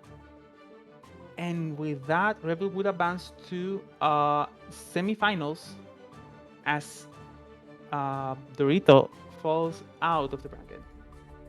Indeed, so just 4 more competitors left. What we have so far, or sorry, no, we're getting to 4 more competitors left. So Revill, indeed, moving on forward. We need 1 more. The opponent for Revill, it's going to be decided between Resil and Blue Heck coming up shortly. But as a reminder, right, sitting on the other end, we got Goose and Pokke, just waiting for things to resolve here on the other end of the bracket, as we're heading towards the near end for crowning the final qualifying player to be able to participate in next week's finals for that sweet ride all the way over to FanCon. Yeah, and get those juicy Donkey Kong Kongs. There are a lot of them, and they're waiting for you. Exactly, for you. Sad, you know what's the sad part today? We don't have much arena codes. We can't do the yours thingy. We can't do anything about that. We just have to jap out other stuff. So, did you check the Carnage and the Green Goblin thingy? What, Tōkon? Yeah. Yeah, of course. Yeah. They look awesome. Yeah, they do look great. I'm definitely very... I mean, I almost just thought I would just straight up play Knights of Doom there, but the only other character that also kind of speaks to me still is Star-Lord. So we'll see how it goes with the final team reveal, right, for Robbie Reyes, if I'm not mistaken, right, the new Ghost Rider. But enough about the future of our games. We are in the present, where we got Resil and Bluehek facing off here. Bedman versus Soul, and already want to start with the B Aero ready to go. Low slash malfunction. We see the burst. Bluehek trying to play, but immediately Resil strikes back with that devious JS. Such a strong normal, but Bluehek managing to counter the back throw incident. Unfortunately, backdash too strong on the side there from Resil. We need to just find one more solid touch, and that is the first round. The H error into the super. Look at that. Resil is absolutely on fire. Nothing more solid than a tap dash into error. So indeed, it was enough for Resil there. Bluehek now finding the 6B there, getting the pressure, but no. Go burst out of here. Let me pressure you. Let me put the zoning full screen. But the DP will be good there. Really crazy there. Oh, the confirm was almost good. Tatuma almost in the building. The 5P won't connect for the full conversion there. 6P flies in the air. So does Soul with the pattern revolver. As now hovers with JS. 3 jumps in a row. Really fast, but it's really fast pace. And Bluehek not being able to adapt. This DP will get killed. No, the 5H barely with Bluehek finding a way out of that, but now is indeed in again. This burst will be used, the 6P will cut, and this might be kill right here. We're going to the install. We do have the error ready to go, and just look at that, ripping through that last bit of health on Bluehek as Resil just comes storming in here, claiming that first game. Really strong. Again, 2 rounds, and I feel like it was barely like no pressure from Bluehek. Even when he found a way to put a bit of a CS, a bit of plus frames like Soul likes to do, Resil just said, nah, I'm a hover out of here. And the JS was too much of a pressure. And with that, we got no more that over here. No more Soul bad guy. We got the Sun, the Prodigy, the Sinkiske, half a gear, half human, full goat. And with that, Bluehek goes back to the origins and tries to find a way to deal with this. Crazy route to kick things off with. Unfortunately, not able to stick the landing there towards the end. And you can see Resil was like, that's cute. Oh dear. Keeps it pretty more burst safe as well. The decision making there from Bluehek to burst a little later, but immediately Resil just back into challenging, finds the next openers. We're looking to try and create spaces off the FD, and we do manage. Catches the backdash, and that's going to be the burst there from Resil. As we're wiring up there with the P error BRC. Push it a bit before we can get that last touch. Indeed, we will get it off the Beyblade there. So strong Resil here, not letting Bluehek not breathe, not letting Bluehek get a moment here. A really fast pace, but really controlled one it seems, because Bluehek only seems to be able to get the burst and nothing more. The zoning now is good. Jumping, charging the error, gets the full conversion here after the new enhanced one. And with that, through the wall we go. Positive is for Resil and is building a lot here. Bluehek sitting on the burst. The 6P will get killed by the JH. The JH. Still trying to burst bait, but finally gets it. The third one is the charm, at least for the burst baits. But this is not the 3, this is the 2-2-0 for Resil. I think Resil was very content to just let that combo just completely drop, right? Just RC that, push him up, and just down back, because literally the only last option that Bluehek had was to try and burst there. Otherwise, you hit the ground again, you're going to go back into that Oki situation, and you're running out of HP to actually be able to burst out on time. Should, you know, some normal, some moves on Bedman's toolkit don't even really allow you to burst in that final situation. You just do too much damage. So, tough one to actually find a moment to utilize. But kick things off here in game number 3. Bluehek finds that 6B, finds that overhead, finds that close slash. Resil has had enough. Doesn't manage to escape the corner just yet. We can see Blue just chasing down, trying to lock you down here. Far slash. No. Okay. Merry Christmas! Happy birthday, Blueheck. But you will also receive a back throw as a punishment for that one. What comes, it goes. As now Resil back on the driver's seat, putting a lot of damage, getting the wall break. The positive will be good, but back to neutral now. Again is Blueheck putting the pressure, and with this will claim this first round. No clean hit needed. Let's get into it. As now, I think Blueheck claims the first round in the whole set. Yes. Might genuinely be the actual very first round, not just that of the game that they're currently playing here. You find the Hawkbaker here to escape the JD, close slash stagger pressure, but still the 2P, though we challenge back immediately with the far slash. As we don't have this confirmed, we are still pressing buttons here. Although, it's now Resil on the charge, the Aero pushing Blueheck into the corner. We're trying to go for the far slash, but it's not able to connect here. We feel pretty good about this round. Immediately leveraging into the burst, gets the corner to corner with the timer barrel here. Hard knockdown, sacrificing a bit of that tension game, but we are going to get that full burst gauge. Or a lot of that burst gauge developed up from that positive meter ball. But look at Resil on a tear. Oh, and that is going to be a lot of damage actually with the error. I don't know if the side swap was enough, but maybe Revill is good enough to even claim the victory here. No, won't be the case. But this is going to be a lot of installs to go through. A lot of FP you have to push. Oh, never mind. Finds the way to make a Resil block once. The JD will kill the 6P. Was too deep in that situation. And this might actually be enough. Oh, no! It isn't! No clean hit, but it's fine. Big driver is good enough. As now Blueheck manages to get the first game in the set. 2-1. Potential reverse sweep. I swear it's not a jinx. And with that, the set extends more. Revill feeling for their brother in sin arms there. Just barely able to connect that peak driver, which I think was a pretty smart play to go for, right? Quick whiff, set up that meaty driver, just try to see maybe, like, well, in this case, Resil didn't end up blocking it, but potentially might have tried to interact, right, a little too fast. Not fast enough to be able to help an FD chip damage out, but nevertheless, we go in game number 4. Zulck is on the charge. As Resil tried for the corner, the burst hasn't been utilized just yet, but look at these counter hits into the tyrant barrel, but the burst does find its mark. 50 meter off the table, trying to zone a little bit, but the 6P, it's so good. He's been getting a lot of mileage here for Blueheck, consistently finding these counter hits and these pickups. No hard knockdown, but look at that meter gain that he's developing off of this.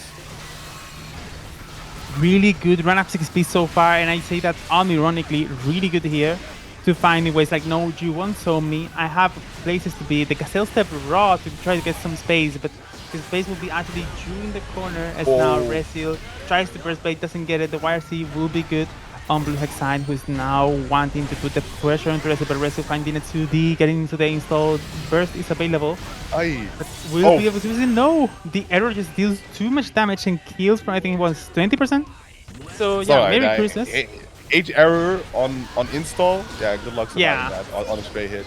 Insane pull to get hit by there. But once again, we see a really solid opening here from Blueheck. Considering the fact that Resil is on that set point, right? It just takes one small gap, one small opportunity to ride the momentum. We are going to force the situation with the burst, however. Does find a means to stop Blueheck from charging back in. Runs up all the way close, gets that throw. And look at that. Trying to drag all the way to the corner of the beat.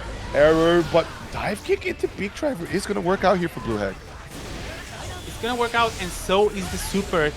Overhead into Kara super is going to be good enough here for Blueheck, but the kill will be achieved just in the next hit confirm on the counter hit. CS, as now Blueheck wants to put the 2-2.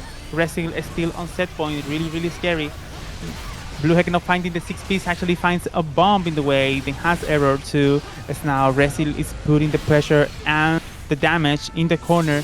Blueheck not allowing the burst to go out, and now will have to face the consequences of that as Resil looks really good in the current game. Yeah, still has the burst available. Ooh, almost could have gotten that bait. Very scary point to actually go for the burst. The 6P into the Beyblade with the RC just to close things out on a perfect there.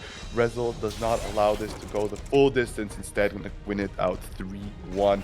Moving on forward to be one of the final 4 vying for that redemption slot there going into next week's qualifying, or not qualifying anymore, but the final bracket. And those four being Goose, Pokke, Revill, and Resil. Yep. We have the Revill and Resil. Really hard to mistake one or the other because of the names. I think we're gonna have to go with Ikebana from now on, at least on this set. It's gonna be easier for us. So hope it's totally fine. Yeah. It's gonna be Ikebana for me to avoid the tongue twisters. Exactly. And with that, we're gonna actually, but before that, we're going to go into the Goose versus Pokke. Indeed. And I don't know how this goes. I think Johnny is in the... What did we say before about Ram being really good in this mid-range? Johnny is also a demon in the mid-range. Oh. We might have ourselves a bit of a development. Pokke is requesting to DQ due to the timing and also apparently not having had dinner yet, being very hungry, so not confident in their ability to play this out. So we'll see what the choices there for is, but if that's the case, right, that's going to be the auto win there for Goose moving into the finals of this redemption. And yeah, it looks like it's going to be the anticlimactic end there as Goose gets the pass. Yeah, I hate to see it, but oh well. We claim to the skies. We wanted more strife, but sadly, we can't force people to play this. This is totally for fun. That's the whole idea, and that's what we all love. To see people loving the game, people loving to play. And if you're not in the best situation because of whatever reason, then well, see you next week. So with that, we're gonna have to jump straight into the Ikebana versus Resil. Resil doesn't have to leave the room or anything. It's gonna be the same thing. And whoever wins this one is gonna have to fight Goose for that last spot in the finals. Indeed, we just saw the work that was being able to be put on by Blue Hex swapping into that Sin, and now into the hands of arguably one of the strongest in the region and to do it there. So with Revill, curious to see how that is going to be approached for Resil. Although I think Resil thought that maybe he'd have a little bit more time, considering that it wasn't his turn yet. So, or take a breather. No need to immediately play after the previous set. I mean, maybe you want to have the same matchup fresh, so maybe run into it. Obviously, it's a different player. Not only because of how good or how bad, because just because different players. Period. We've seen that Ikebana is like really likes trying to adapt and trying to understand like, okay, what's the RPS? What can I do about it, and how can I kill you for it? So maybe a Resil considering options here, considering what to do about that gameplay. And it seems like Resil is taking a breather. Yeah, I mean, like Resil is definitely a online bracket veteran, so has a sense for the timing of things, right? Expecting when it's no longer his turn, right? That there's some other sets ahead of him, to be able to take this opportunity to do something else. Bath and break, get some water, walk around, maybe just talk to people you are in VC with Discord. I don't know if that's what's going on there. So of course you could forgive the fact that he is not here immediately present to be able to play the game out. I was going to about the Tōkon thingy. Isn't it crazy that this is the first time that we have Green Goblin in a fighting game? Is that the case? Yeah. It's the first time of both Green Goblin and Carnage. Carnage makes a bit more sense because he's popular but not that popular. I feel like Green Goblin is the villain of Spider-Man. Well, the thing is actually that when the Marvel games were first coming out, right, so like the different eras being produced, that the people in charge of those, right, especially selecting which characters should be in the games, they had some very advanced deep ball knowledge of the roster that is available to them to pick from in the Marvel repertoire. And you have to keep in mind though that like a lot of what we consider to be like the de facto villains of certain heroes is a product of the Marvel movies, right? Or the Sony Yeah. Spider-Man movies. So Green Goblin being this iconic does have to do something with the Raimi trilogies. But enough about that. We are going to be moving ourselves into the tongue twister matchup here between Resil and Revill. And already you can see that early aggression working out much better here for Revill. Blue Heck also on a similar path prior, but now Ooh. full convert that we are able to get. Nice catch on the air here. Ikebana wanting to close this one out really soon, but the 2P from Resil getting in the way. Now another 6P catching Resil in the air. Really nice shimmy here. Revill be like, oh, you want to play RPS? Don't worry. Kill you for those. You don't respect anything? I will kill you for that. And with that, Ikebana aka Revill wins the first game, the first round, and puts a good advantage here. But now Resil finding the way in, doesn't get the full conversion though with the JH killing the 6P. The connection here from Revill isn't good either. But now the 2H will be good for some burst from Resil. As now Ikebana is putting the pressure in the corner. Super will be in with the clean hit and is looking really dire for Resil in this first game. Yeah, and just like that, the backdash getting caught, no conversion thereafter, but trapping in the corner, far slash, lacks the stamina or the tension to actually be able to capitalize on the situation. We see the red RC desperate to try and get in range to do a little bit more, but always just slightly too far, though the tap dust is going to catch Resil off guard there as Revill secures that first game. The leaks coming through. When Revill is locked in, it's like every decision is right, every spacing is right, and the conversions are crazy. Really cool to see this level of gameplay when Ikebana is really on top. And for those who don't know, we're in semifinals right now. The winner of this will fight the Goose in finals, and whoever wins that gets to qualify. And with that, Resil gets the first FS, gets the first fluff with the feint there. But now is the 6P from Ikebana forcing the burst on Resil's side. Another IB, another 6P to clash there, but it's still Resil, but no, another 6P. You have to believe in those, right? It's an insane normal from Xrd, and it looks like to be an insane normal here too. And look at the momentum that Revill is able to steal back there from Resil. Now pushing on for the 2P challenge though, ready to block it out. Trying to be patient, but dash back JS, full B error, corner carry, the 6P attempt this time yet again, but the error covering there for Resil. Hawkbaker to get a little bit of space. We see them trying to inch forward here, leveraging the flag normals there to play at a superior spacing, right? The longer range character. Tries to throw the JD, recovers in time, and again, the 6P this time with the tension to be able to follow up off of it, and Revill still keeps up the victory train here. One more round to solidify this lead into a 2-0 position. Ikebana so on top of her play, so ready in every situation, already pushing Resil to the corner. Now Resil finding the way in. The 5P isn't good enough, forcing Ikebana to actually burst. But now in the second hit, the JH killed the 6P and burst isn't available. Now Resil being able to put the pressure and put the pain, the 5H killing that 6P that Revill has shown to love so much in this one. It will be a full conversion. First round where Resil looks really strong and will be really hard for Ikebana, and indeed that is first round for Resil in this one.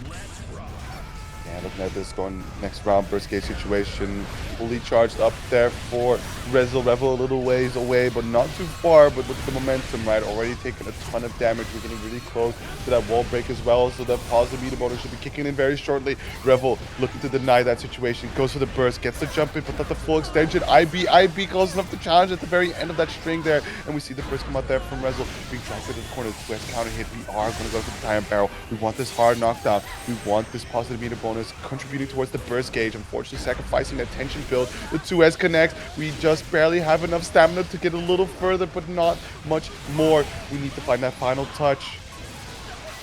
And it's now full meter from Resil, already using all of it, never mind, but it's really well cashed out as the install makes the HKD happen here. Revill against the ropes here, against the lasers, won't fly. But the JS will, and Resil puts the 1-1. Quite a comeback, if you ask me. evil situation there for the Aero to track directly below Revill, Yeah. which, you know, in these situations with fighting games, when an opponent is either typically when you're directly above somebody, this is where the scariest of mix-ups can happen, because it's a matter of just, I think, a singular pixel for the game to determine whether or not you're on the left or the right side of your opponent. And then when you're able to have something that reaches straight down on that, you know, what side do you end up blocking? I don't even think really Resil knew how that was gonna hit, if it was gonna hit. The fact that it was a P error super, right, means that it's gonna be a nice guard pressure to run some pressure, but the raw hits, that was a welcome surprise. A surprise indeed, but the install, like the tracking on the error there with the install is a different demon. It's a different kind, definitely. Now Revill trying to go with the tick throw is not good enough because of the hit and also the backdash from Resil.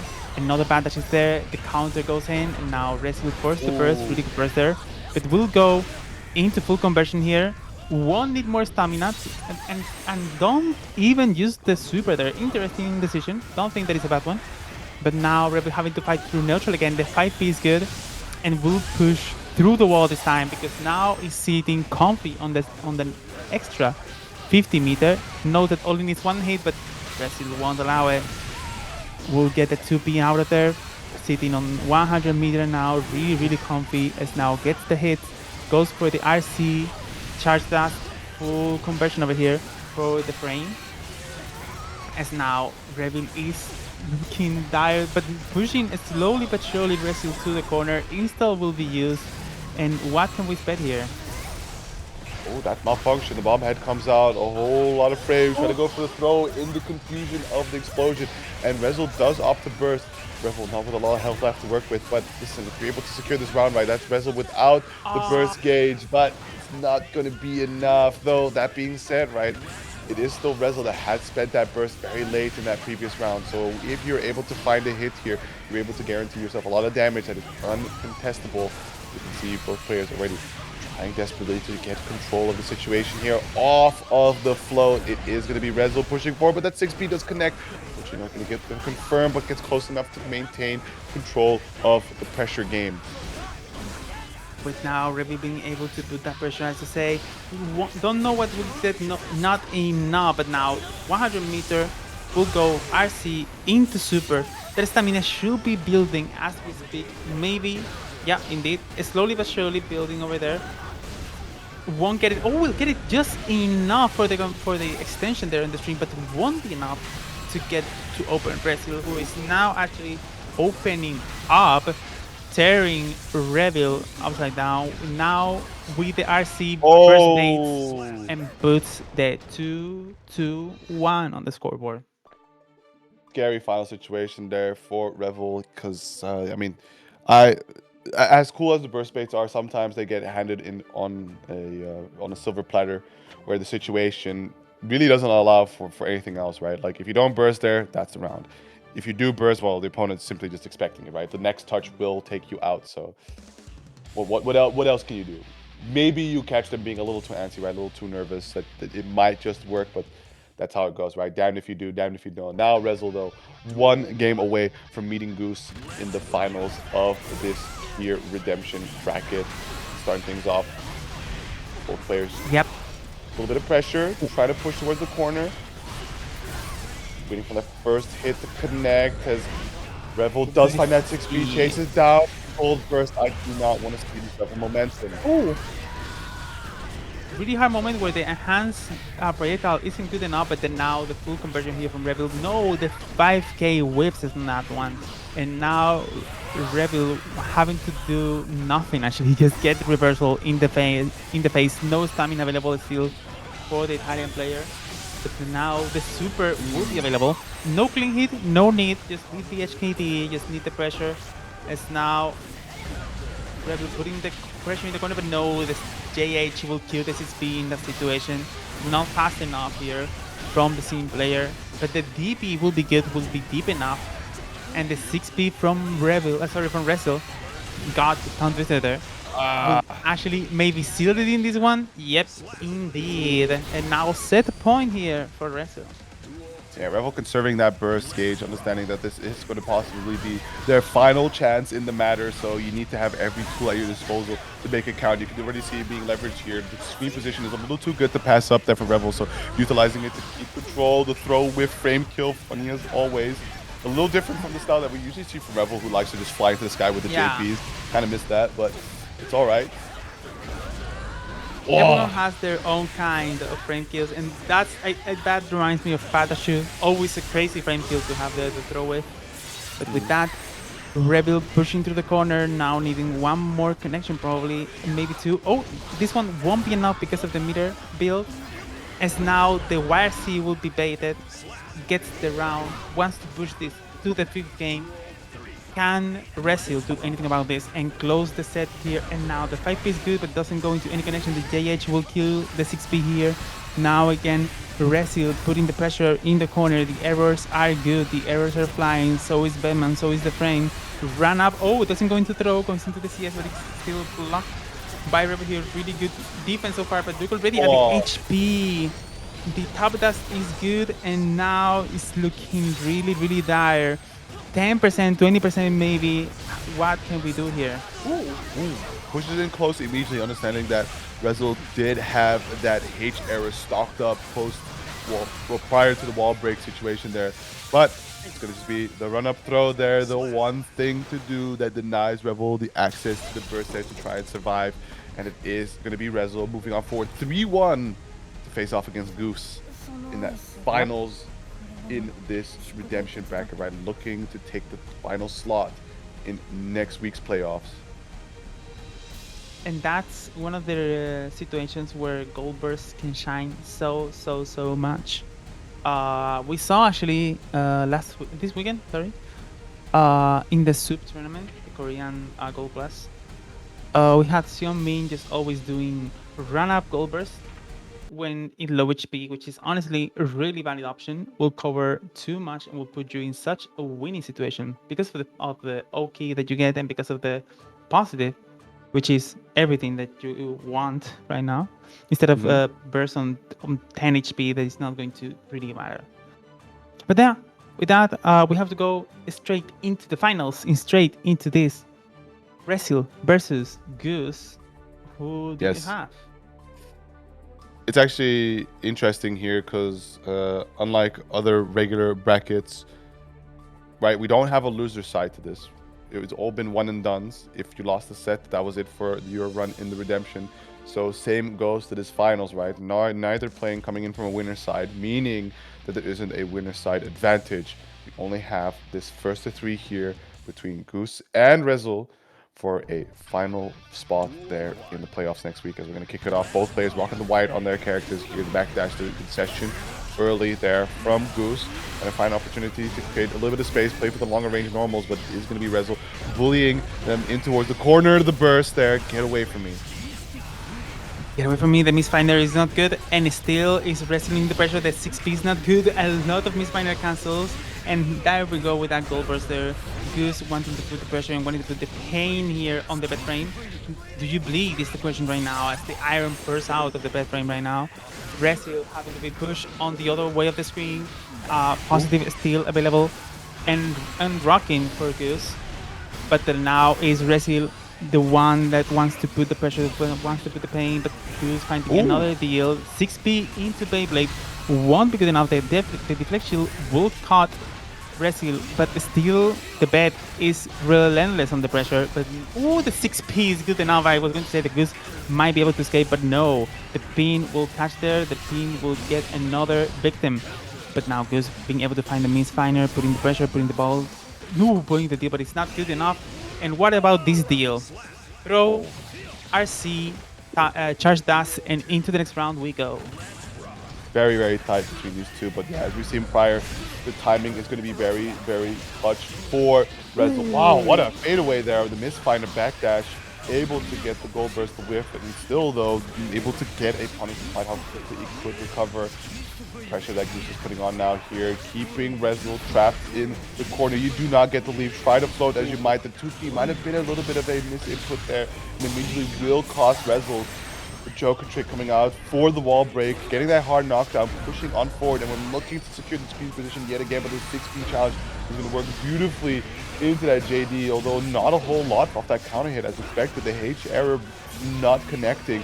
Look at this again, Goose trying to keep Resil left the corner of the BRC, putting at level high to get that air throw. Normals on normals, the backdash not enough to clear away from the Beyblade, and we're going to see finally a little bit of Resil play on our hands. Chicken block, B error, malfunction, 2P challenge, 6P back. 6P on the face is now Goose is the one facing the corner and being really scared. A bad frame is attacking. The super will connect though, and with this, Goose gets the reversals, Goose gets the Jonathan, and the cool pose with the win on the first game. Off of the camera. And just like that, yeah, as you said, first win, very scary stuff coming out here from Goose. And something I wanted to touch on prior but didn't get the chance to is that for Resil, right, timing is going to be key. You can't simply rely on all the projectiles. You are very strong with the projectiles you do have, especially some of these errors at your disposal.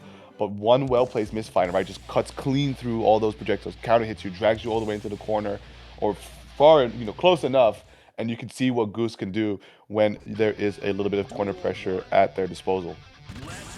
Yep.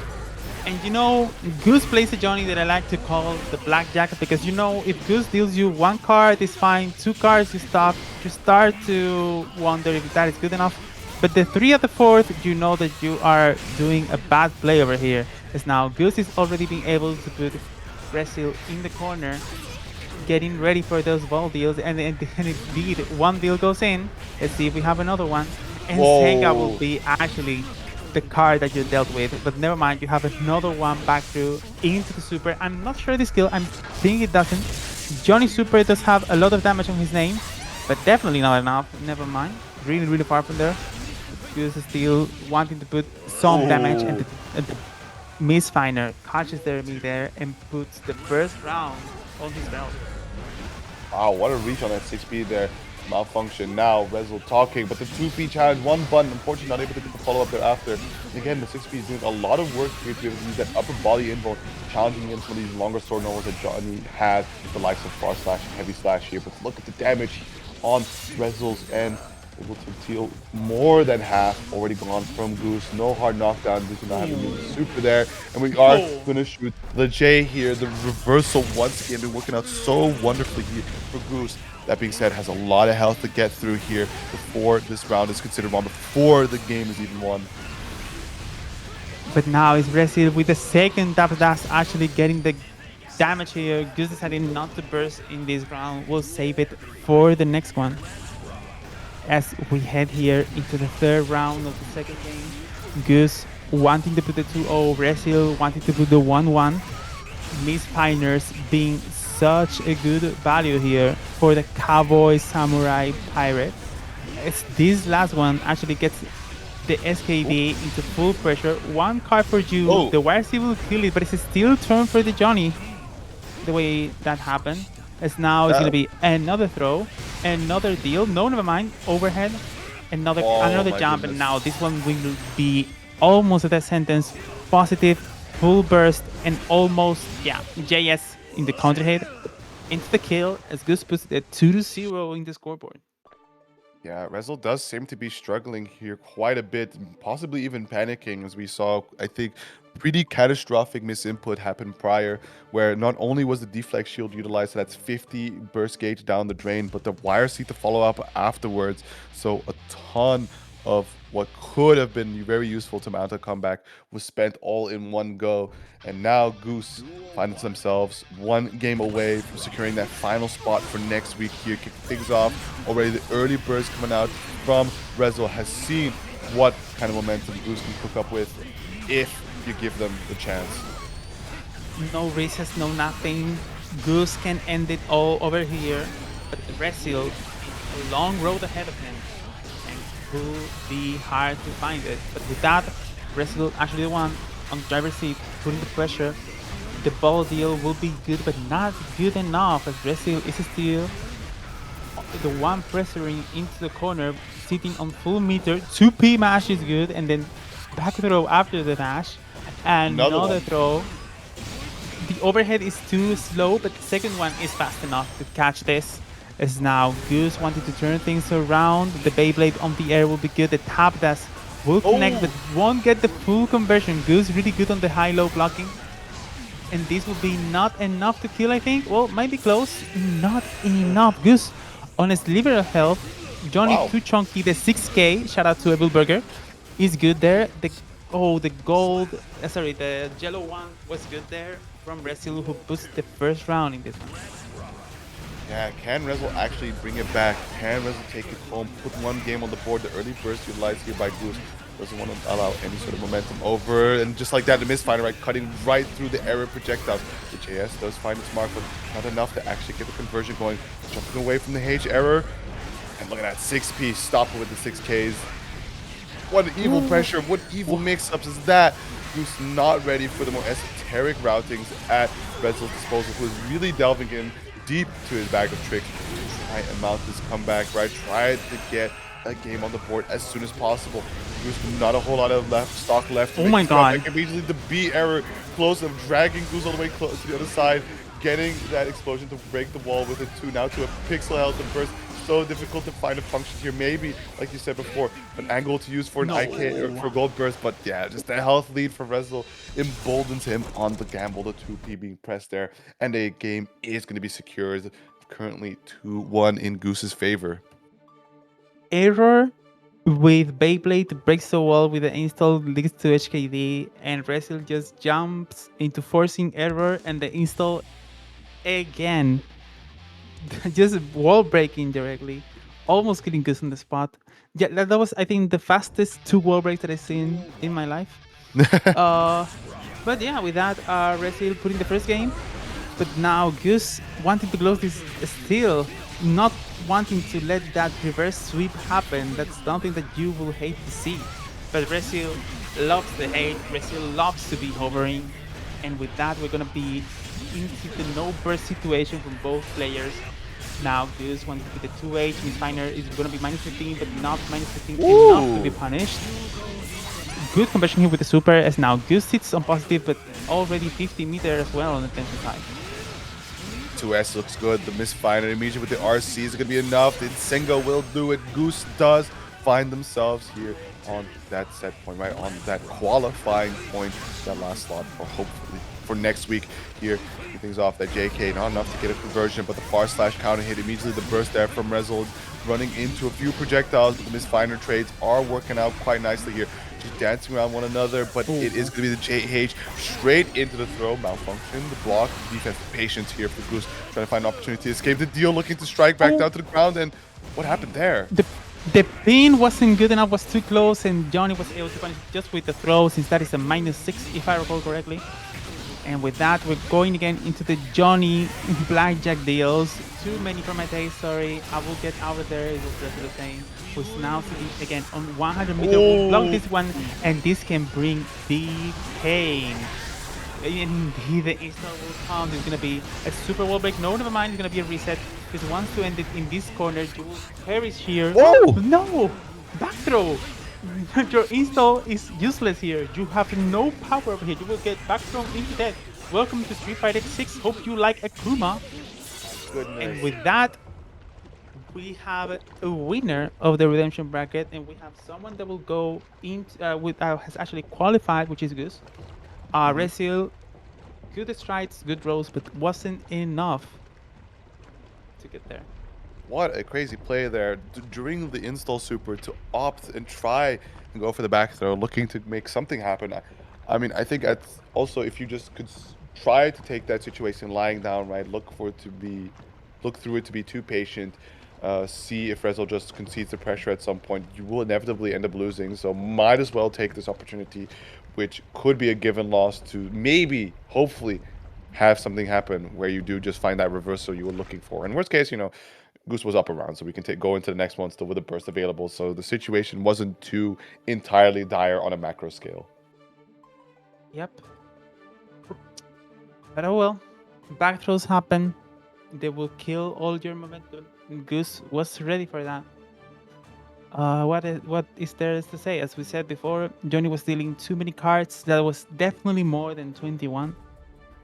and too many for Resil, too many for Bedman, who actually had a malfunction at the end.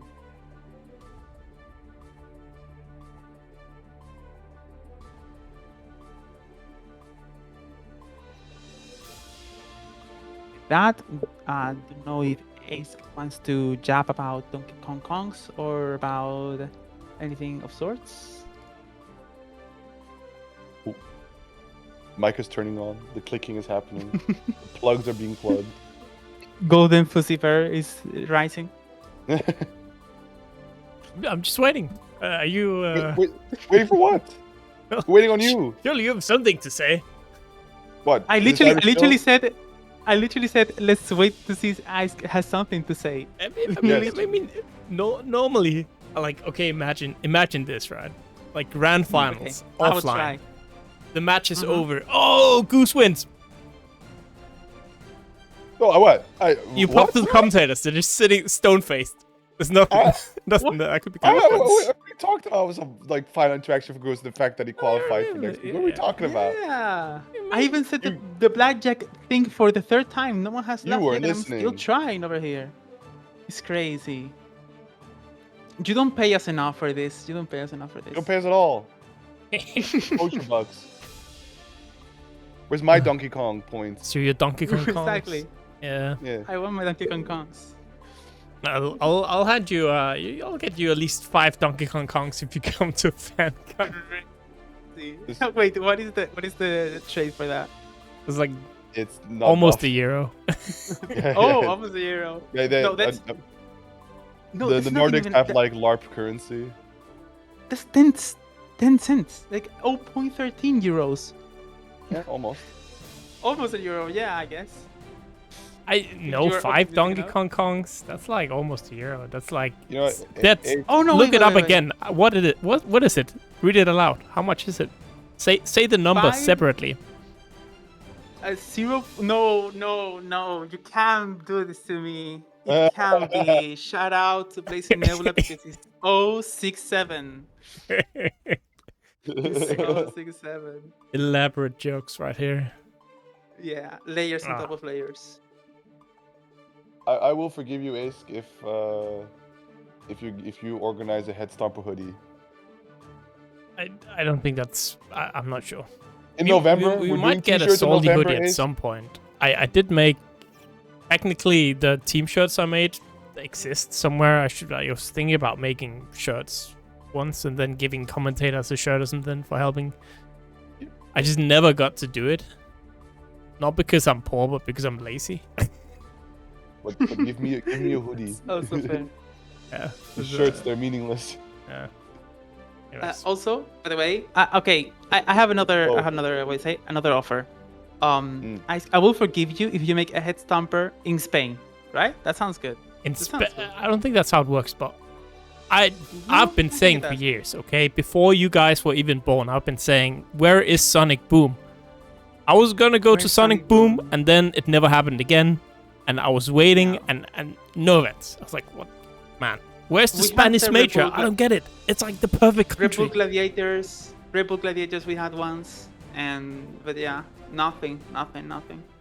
People like Axis. Well, now I'm a creator. I might have to like ask to Kemiyauchi, hey, can we have a major over here, please? I don't think it's gonna fly, but imagine it. That's true. Yeah. So- Well, I'm a creator. You're a creator. Jonesy's a creator. You know, we'll just create an army of Ooh. creators, and then Yeah. we'll be we like, can please, arc please, our John way. Oxus, please. I'm not a creator. Yeah. Oh.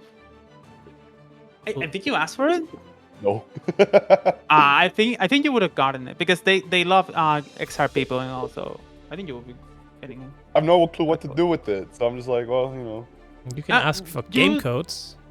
that's true. Yeah, literally, what you're doing is enough. Like for being a commentator, you are already a creator, and you do be commentating quite a lot of Axis games. I'll ask.